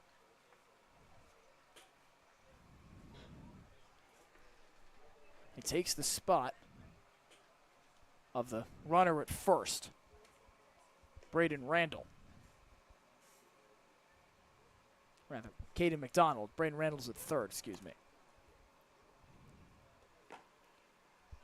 First pitch swinging and missing from Caius Gargett. This is his 5th at-bat of the game. Began with a reach on an error, a couple of singles in the 4th and 5th consecutively, and a ground out most recently in the 7th. Williams will check up on Sheehan at first. And he is rattled, Graham, any way you spin it. Yeah, he is, and partially because he's faced so many batters in the 8th. I mean, if Gargett gets on, this Gatemen team will have batted around, or they will then bat around with McDuffie at the leadoff spot. Off goes Sheehan, tips into the mitt of Briggs, 0-2. Pitch count already at 45, rising.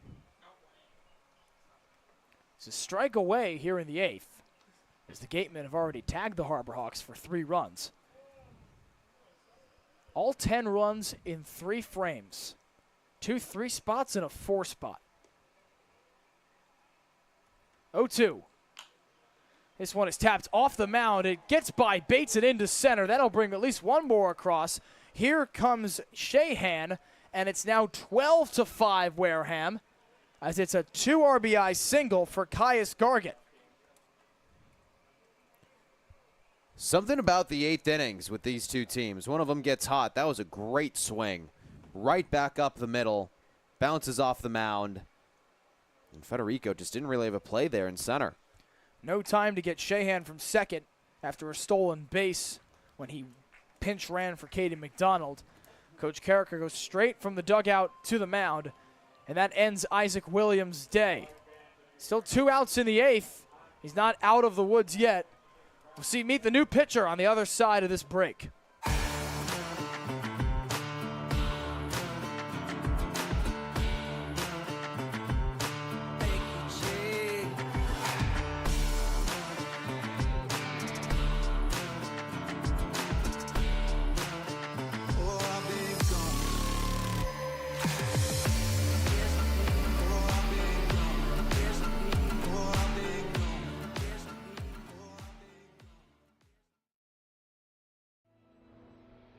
Your future begins at Dean College. Make a difference. Leave your mark. Break the mold. Be a leader. Achieve unimagined heights. Believe in yourself. Make lifelong friends. This is your time. Your place. Your home. Your Dean. It all starts here at Dean College.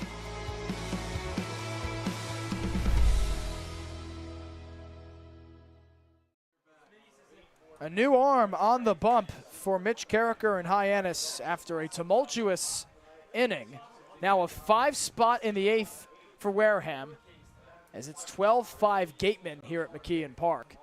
And the new arm is Chandler Dorsey, a 6'4", 230-pound right-hander, the only Harbor Hawk on the staff thus far from the original 30 that has yet to make an appearance. And now he makes that appearance tonight. The rising senior is on his way to his third school of his college career.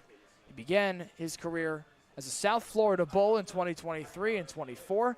He's an alum of the Hyannis Harbor Hawks. He played 3 games here last summer, transferred to Louisiana State, or rather LSU, for the spring, as more colloquially known. And now he's going to UCF to join the pitcher he's just relieved in Isaac Williams as a Knight.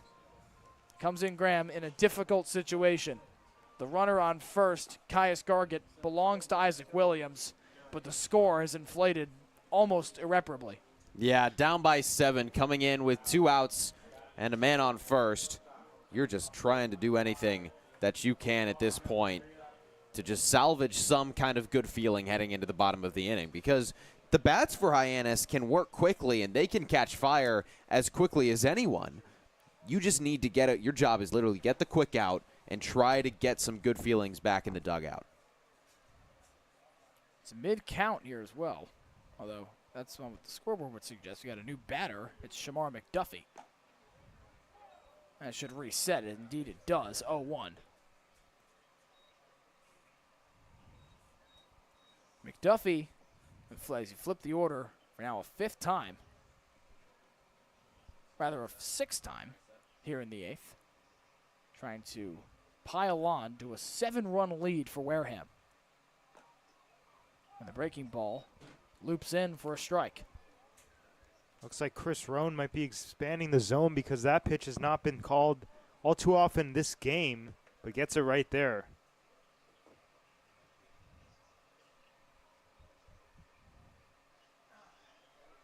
Runner is off, a swing and a miss, and that's strike 3.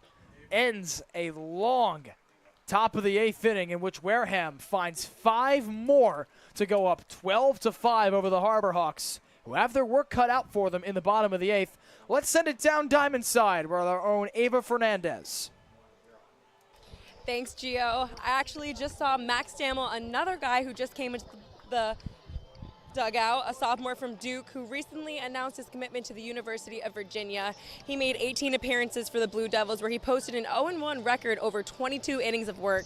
At Duke, he struck out 25 batters for his entirety at his time on the bump as a freshman. He worked a career-high 3 innings against William and Mary back in April and struck out a career-best 4 batters against Queens. He's coming in strong to this team, as he was also rated the number 19 left-handed pitcher and struck out 211 players in high school career from Texas prior to his commitment to Duke. As well as Thomas Crabtree arriving from the University of Tennessee. He will also be added to our roster immediately, and hopefully we can see him get some time in Katuitt tomorrow. Back to you guys. Thank you, Ava. Max Stammel, a rising sophomore, as you heard, from Duke. The native of Dallas is the 2nd mid-game arrival tonight, along with Thomas Crabtree of Tennessee. With some changes on the way, as the USA training camp invitees likely to depart on Sunday. You could see some new faces in the lineup this weekend for the Harbor Hawks as we begin the bottom of the 8th here on Cape League TV. Giovanni Collada with Graham Nash and Max Schwartzberg. A new guy atop the bump for the Wareham Gatemen. It's Shea Went, who has come in this season against Chatham on Monday. A couple of innings pitched, 2 1/3, allowed 4 hits, 5 runs, just a pair of strikeouts. The rising junior for the Creighton Blue Jays has control issues, Graham. 31 walks, 38 strikeouts in 29 2/3. Yeah, it's a bit inflated. The strikeout numbers are great, but the walk numbers are a little bit high. Sure that he would love to get a good appearance here, but coming off 3 walks, 2 Ks against Chatham, momentum isn't necessarily in his favor, and that is how innings can quickly get away from a team, especially when they're up by 7. You saw that strikeout to walk ratio, Max. 2 strikeouts for every 3 walks, and that indicative of some of the struggles that Went has on the bump. First pitch to walk is high. Yeah, and I think that something you have to take into account is these guys are just a couple adjustments away from unlocking something, because, you know, the strikeout numbers are there. But then once you have the command issues, it really plummets your ability to command a game and the batter. 1-0. Tapped foul. level at 1-1. For Jason Walk tonight, he comes off a debut with just a lone hit in the top of the 9th inning in Bourne last night, his Hyannis debut. The Oklahoma Sooner 0 for 3. Swings through a breaking ball. Switch hitters batted exclusively from the left side tonight, while Jackson Willits has exchanged sides of the plate. With one more at-bat on the right side, and he chops this towards first. Daly tries to cover himself, not in time. He could have passed it up to the pitcher Wendt, but elected to try and beat Walk himself to no avail. You cannot try to beat this guy in a foot race. He is so quick, and he just got that foot on the bag in time. Man, Ty Daly, that's in that no man's land where you can toss it, you can keep it, but he was pretty much equidistant from the mound as Wendt. It just Wendt maybe had a little bit more forward momentum going to the bag. And Walk is a threat to steal. 31 career stolen bases in his 2 years for Oklahoma. He flipped the order for the 5th time in this game for the Harbor Hawks with Matt Mura. He takes a looping strike inside.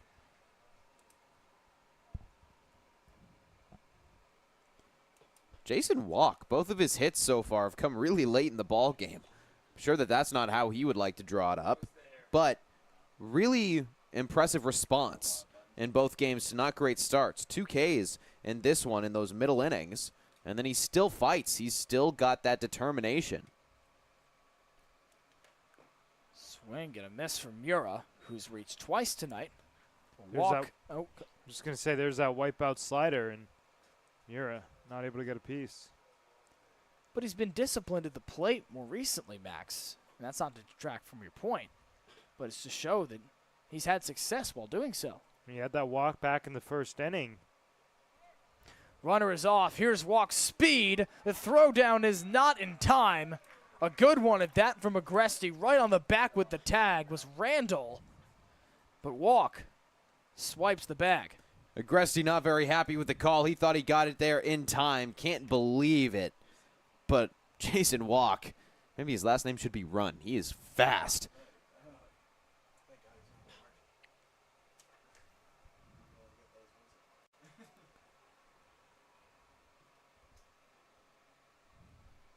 Two to Mura. Walk dancing as he creeps off second base. Count levels to the Hawaii Rainbow Warrior. Jackson Willits waits on deck. And this is a good sign for Hyannis.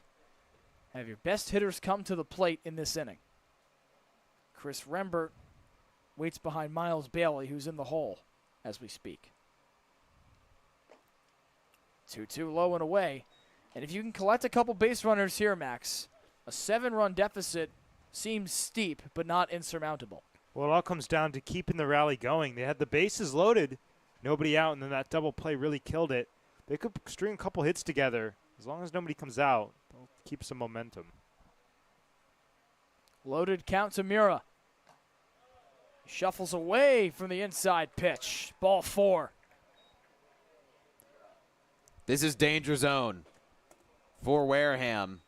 The walks, the free passes, the free chances were what gave Hyannis the win in the first time that these two teams met on opening day. And like you said, Gio, at the top of the order, you just can't be allowing these free chances, especially with no outs on the scoreboard. So up comes Jackson Willits. Is 2 for 3 tonight with a walk after a couple of walks, so that'd make him 1 for 2. Walk in the first, walk in the fourth, a single in the third, and a ground out in the 6th. He's got Mura on first and Walk on second. Here's Shea Wendt. Both runners go. Here's a throwdown from Agresti, swiping in to steal at McDuffie, and he tags out Mura. The throw intended for Randall, but McDuffie intercepts it and gets the out regardless. Wow, that was wild. McDuffie came flying in. And he got him, it looks like, kind of right on the chin. Matt Mura got that right leg extended. It was a bang-bang play. Count resumes to Willits, and he goes ahead, and the hitter goes ahead 2-1. It's a second stolen base of the inning for Jason Walk, albeit on a catcher's choice, as he goes for the longer throw at second.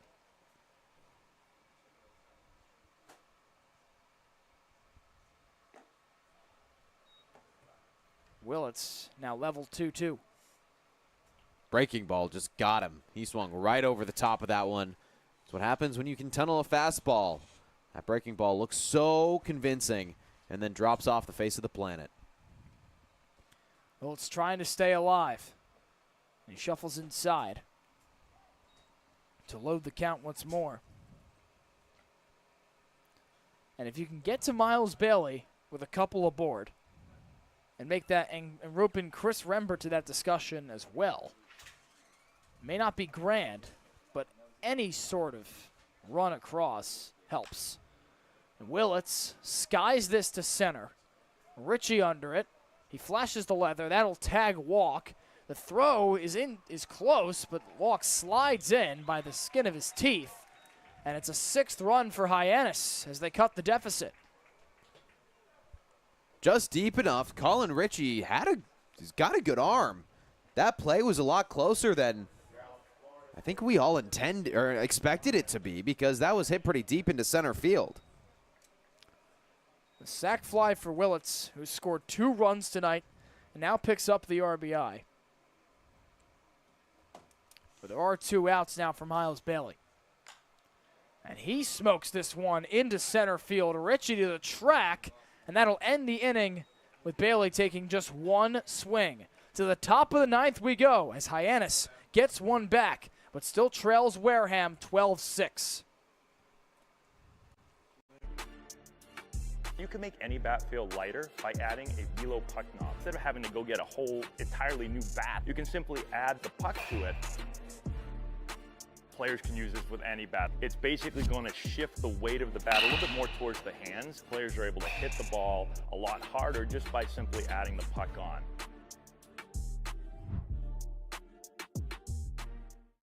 Here at the Mass State Lottery, we're known for our monster wins. But there's no bigger win than the $1 billion we provide each year to support all 351 cities and towns in Massachusetts. In our game, we know that supporting local businesses and helping communities is how we all win. Because at the lottery, we're all playing for the home team. The Mass State Lottery. Welcome to the state of winning. The top of the 9th here at McKeon Park. And Wareham have run away with it. It's up to Chandler Dorsey to keep this score right where it is to give Hyannis any semblance of a chance. And that'll bring up Colin Ritchie, Ty Daly, and Levi Clark in this inning to try and extend the Wareham lead and put it out of reach for Hyannis here on Cape League TV. 14 hits for Wareham, 13 for Hyannis. A number, though, to keep track of, Graham. Wareham have left 10 runners on base to Hyannis' 9, yet the scoreboard is as it is. Yeah, it's kind of incredible. The hits are pretty even. 14 for Wareham, 13 for Hyannis. So the hits have been there. It's just the free passes have been the difference.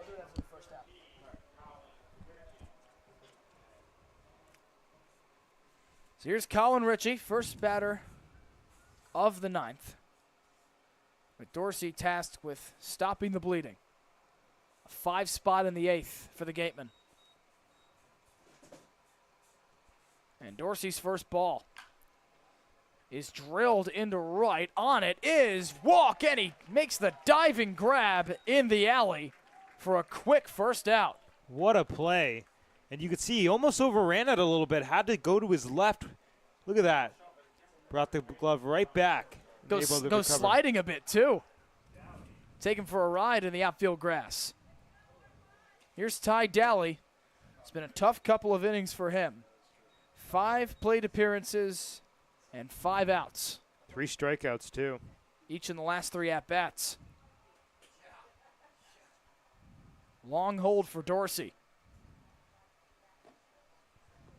And more of the same from Daly. That was nasty.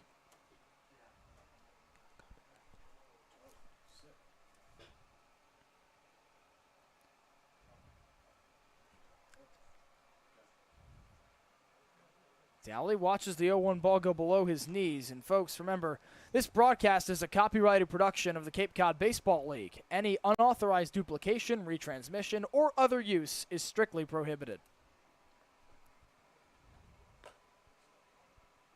1-1 misses the outer corner. Ball 2 from Dorsey. We mentioned he was the only Harbor Hawk on the original 30 that had yet to see any time in a game. The incoming transfer to UCF after time spent with LSU and South Florida. And he finds the lower part of the zone, 2-2. And Dorsey will go back to home to Florida, a native of Lakeland. Also the hometown of Baltimore Ravens legend Ray Lewis. 2-2. Fouled right back at us. Graham Nash was there with it. We'll do the 2-2 again. That one got me to not flinch, but I moved a little bit quicker on that one. That was right in my left eye. I think you got it. I appreciate that. I don't. It'd be a bare hand as well. That's the thing we're missing about these foul ball catches. It'd be doubly impressive without a glove. 2-2, right down Broadway, strike 3. It's the first K of the appearance for Chandler Dorsey in relief of Isaac Williams. And 2 gone here in the 9th. How about 12? We were going to say this exact same thing, Graham. Get out of my head. Great minds think alike.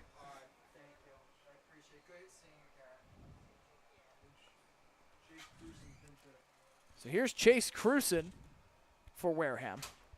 Pinch hitting for Levi Clark. His night ends after 4 trips to the base paths. Rather 5. Just a strikeout in the 3rd that kept him off. Cruson spent time with Chatham last summer, albeit briefly. Rising junior at UCF, swings through the next pitch. He also started in the first game of the season against Hyannis at home, reached on an error, struck out, and then drew a walk. One of the lone similarities between the two lineups, rather constancies, I'd say. Next pitch misses high.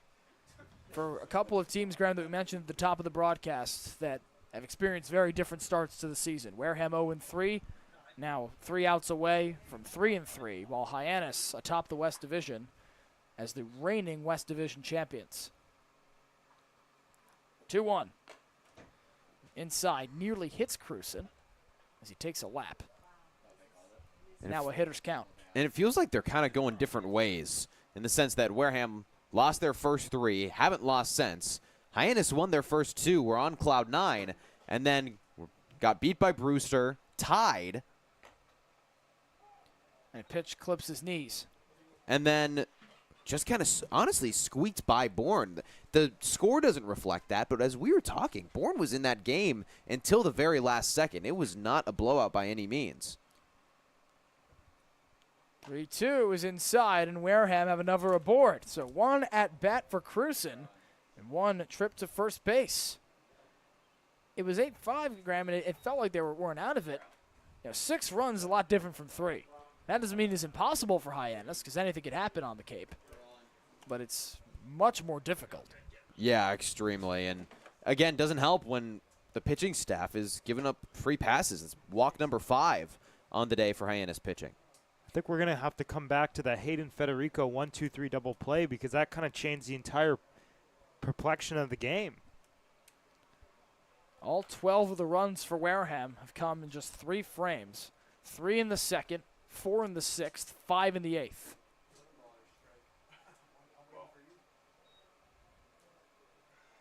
And here's Hayden Yost at the plate. Skied straight up and over the netting for strike 1. I keep waiting to hear one hit the ceiling and come crashing through.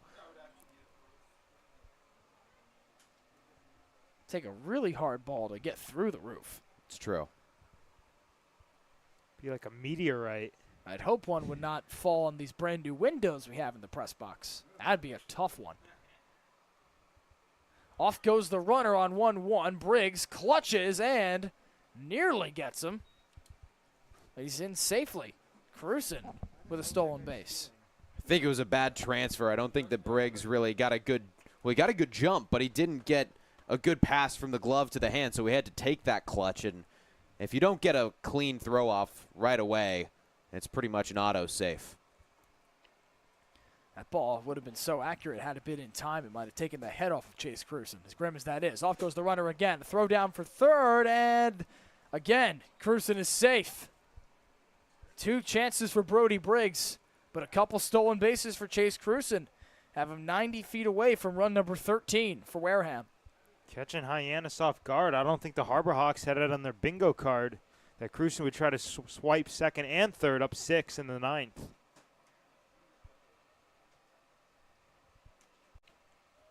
(3-1) to Yost. This one fouled back. 3 stolen bases on the day for the Gatemen. 2 belong right here, right now to Cruson. That's wild. They didn't really try that at all. It was Colin Ritchie, the only one that stole base. Van Sheehan advances second on fielder's indifference in the 8th. A 3-2 upcoming to Hayden Yost. Swing and a miss, and he struck him out. Dorsey escapes trouble. He faces 1 above the minimum with Cruson 90 feet away after a pair of stolen bases. But he does keep the score where it is for Hyannis in the bottom of the 9th. It's a steep deficit, but not an impossible one. 12-6, the Wareham lead, heading into what could be the final frame. When it comes to delicious food, the best place to start is with great appliances. And Cam Appliances is your one-stop shop for any budget with brands like Thermador, Viking, Bosch, GE, and so much more. Cam Appliances, sales, delivery, installation, and service in the heart of your home with locations in Hyannis, Nantucket, and Hanover.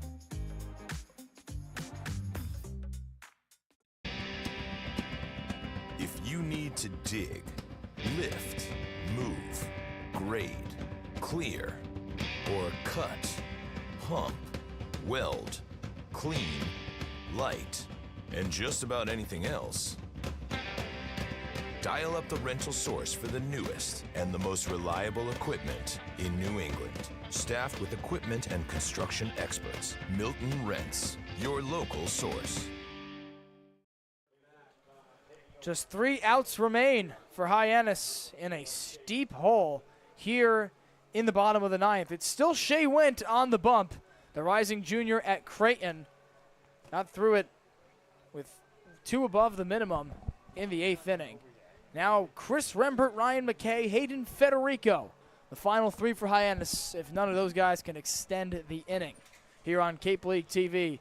Graham, it's been a track meet for Wareham in select innings. We mentioned only 3 frames they've scored in, but all of those with more than 3 runs each. Yeah, they put up crooked numbers all day long. The pitching staff for Hyannis, you look at the numbers and it would tell you that they pitched pretty well. Double-digit Ks, not too many walks, I think around 3-4, but still the mistakes, the errors in the field is what cost them. First pitch to Rembert, foul back, but he's had an incredible night. A homer to start the game in the first, a 3-run shot that gave Hyannis that early lead before Wareham got it right back. A double in the second, a couple of singles in the 5th and the 7th. Needs a triple for the cycle, and he dodges out of the way of a looping breaking ball to level the count. I said at the beginning of the game that Wareham was going to try to turn this into a pitcher's duel. They hadn't scored more than 5 runs in a game. Then they dropped 12 on Hyannis. Their bats came alive, so a lot of credit to them as well and their lineup for, putting up so many crooked numbers and getting to double digits for the first time this season. And Rembert has been a large part of the response effort for Hyannis, as we've mentioned. He's ahead 3-1 here. If it's anybody that's going to start the rally, Max, leave it to him. Yeah, I mean, a triple shy of the cycle. He's hit the ball hard in all of his plate appearances today. No cheap shots for Rembert.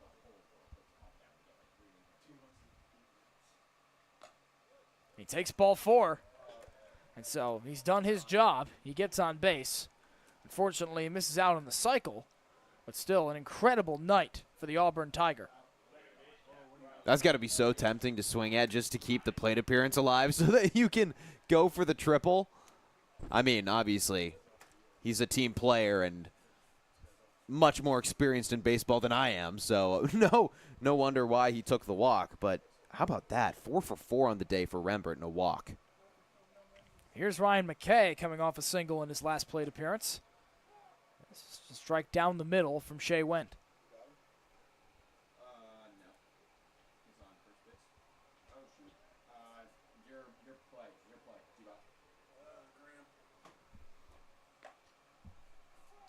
He's quickly ahead 0-2. As you mentioned tonight for the Gatemen, it'd be from 0-3 to 3-3 if they can muster a trio of outs in this inning. Season where the Gatemen last summer finished tied for second in the West Division. McKay taps it to Wendt. He goes to second for 1. Gloved by Randall. He goes to first. So he gets the lone play at second base to retire Rembert for the first out. McKay reaches on the fielder's choice. Wow, what a backhanded play by Randall. Kind of interesting that he's the one who took it. Usually the shortstop is the one who takes those comebackers to the pitcher, and that could have maybe thrown him off because McDuffie wasn't close enough to the bag, so Randall received the low throw. We saw Shamar McDuffie a few innings ago, Max, swipe a tag out on a throwdown from Agresti in mid-stride to tag out a runner for Hyannis. Here's Hayden Federico. So McKay swaps places with Rembert on first.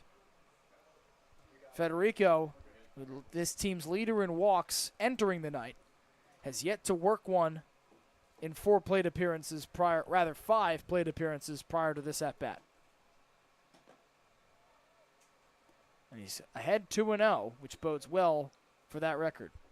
Federico, one of the hardest outs in this lineup. We talked about it. Hasn't gotten a lot of hits, but he's just stingy. He takes balls. He doesn't swing. He doesn't expand the zone. You got to throw him something that he'll hit. Federico lifts this in the air to left, but it's Clark on it. And the Gatemen are an out away.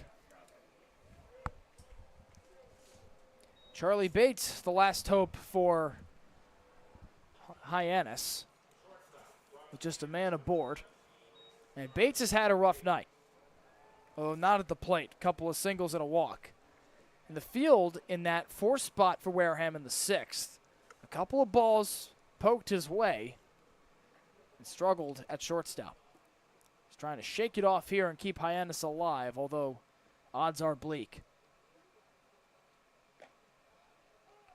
He takes a first pitch on the outer corner. And Max, despite the lopsided score, this plate appearance still incredibly important for Bates for the rest of the summer. Well, of course, and you also got to take into account both his singles probably not hit over 65 miles an hour.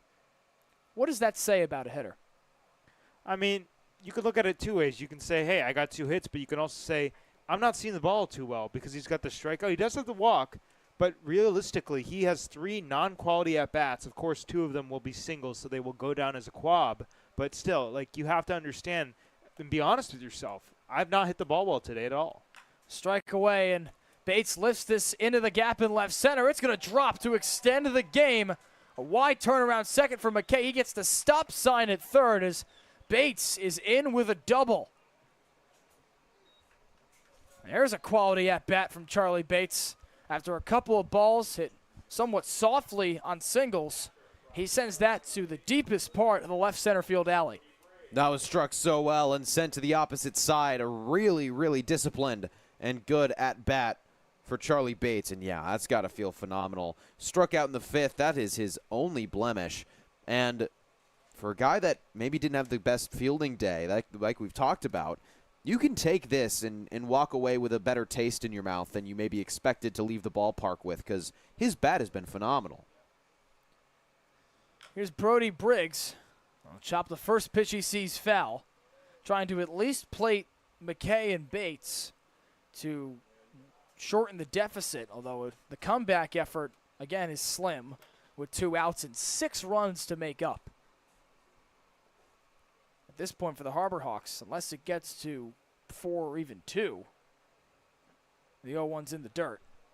You just want to get guys up at the dish to continue to get those at-bats. Exactly, and coming up for these at-bats is the top of the order. Briggs in the 8th spot, so you get 2 more guys on board, and all of a sudden you've got Matt Muir, you've got Jackson Willits, you've got Miles Bailey coming up to the plate. They can flip it on whenever they want.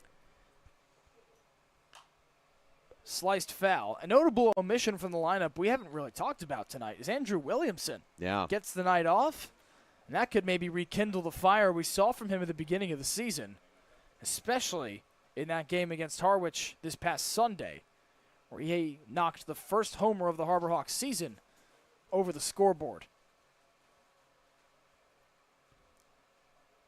1-2. Briggs stays alive. Briggs just pretty off balance on the fastballs right here. You see him slicing it, getting it in on the hands. Doesn't look all too comfortable against the heater. Went a strike away from a 3rd straight Wareham win after an 0-3 start.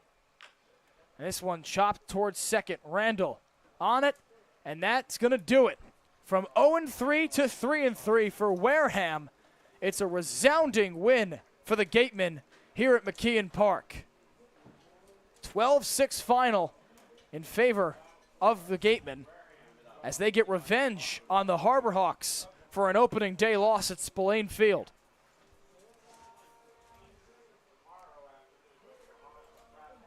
And Graham, for the Harbor Hawks, this fast start with that Rembert home run in the first inning, a 3-0 deficit, but credit Wareham for an explosion in response throughout the rest of the game. Yeah, we mentioned for the pitching staff, especially Daniel Powell, who was in the scenario where he was down 3-0 pretty quickly. How are they going to respond? How would this team react to being down 3-0 early? Because Hyannis came out hot in yesterday's game against Bourne as well, and the Braves, they started to claw back but couldn't quite get there. They couldn't get over the hump.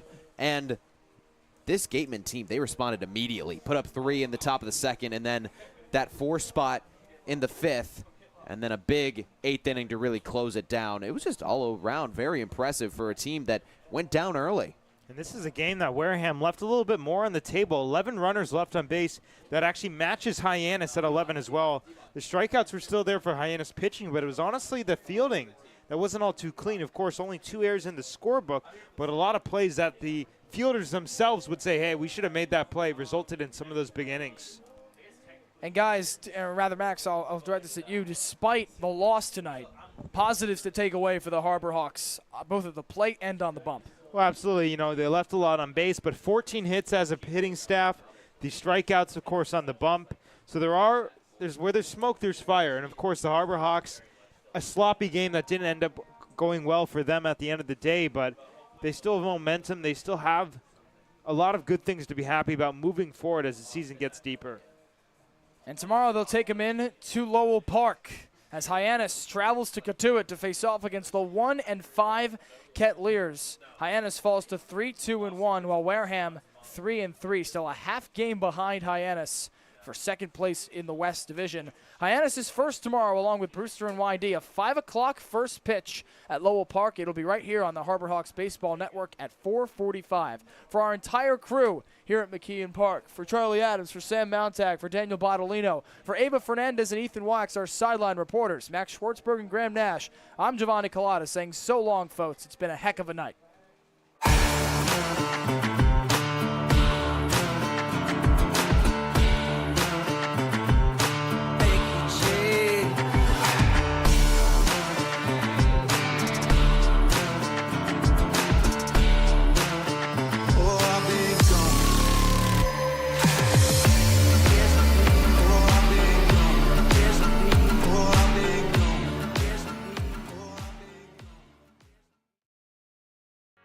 Here at the Mass State Lottery, we're known for our monster wins. But there's no bigger win than the $1 billion we provide each year to support all 351 cities and towns in Massachusetts. In our game, we know that supporting local businesses and helping communities is how we all win. Because at the lottery, we're all playing for the home team. The Mass State Lottery. Welcome to the state of winning.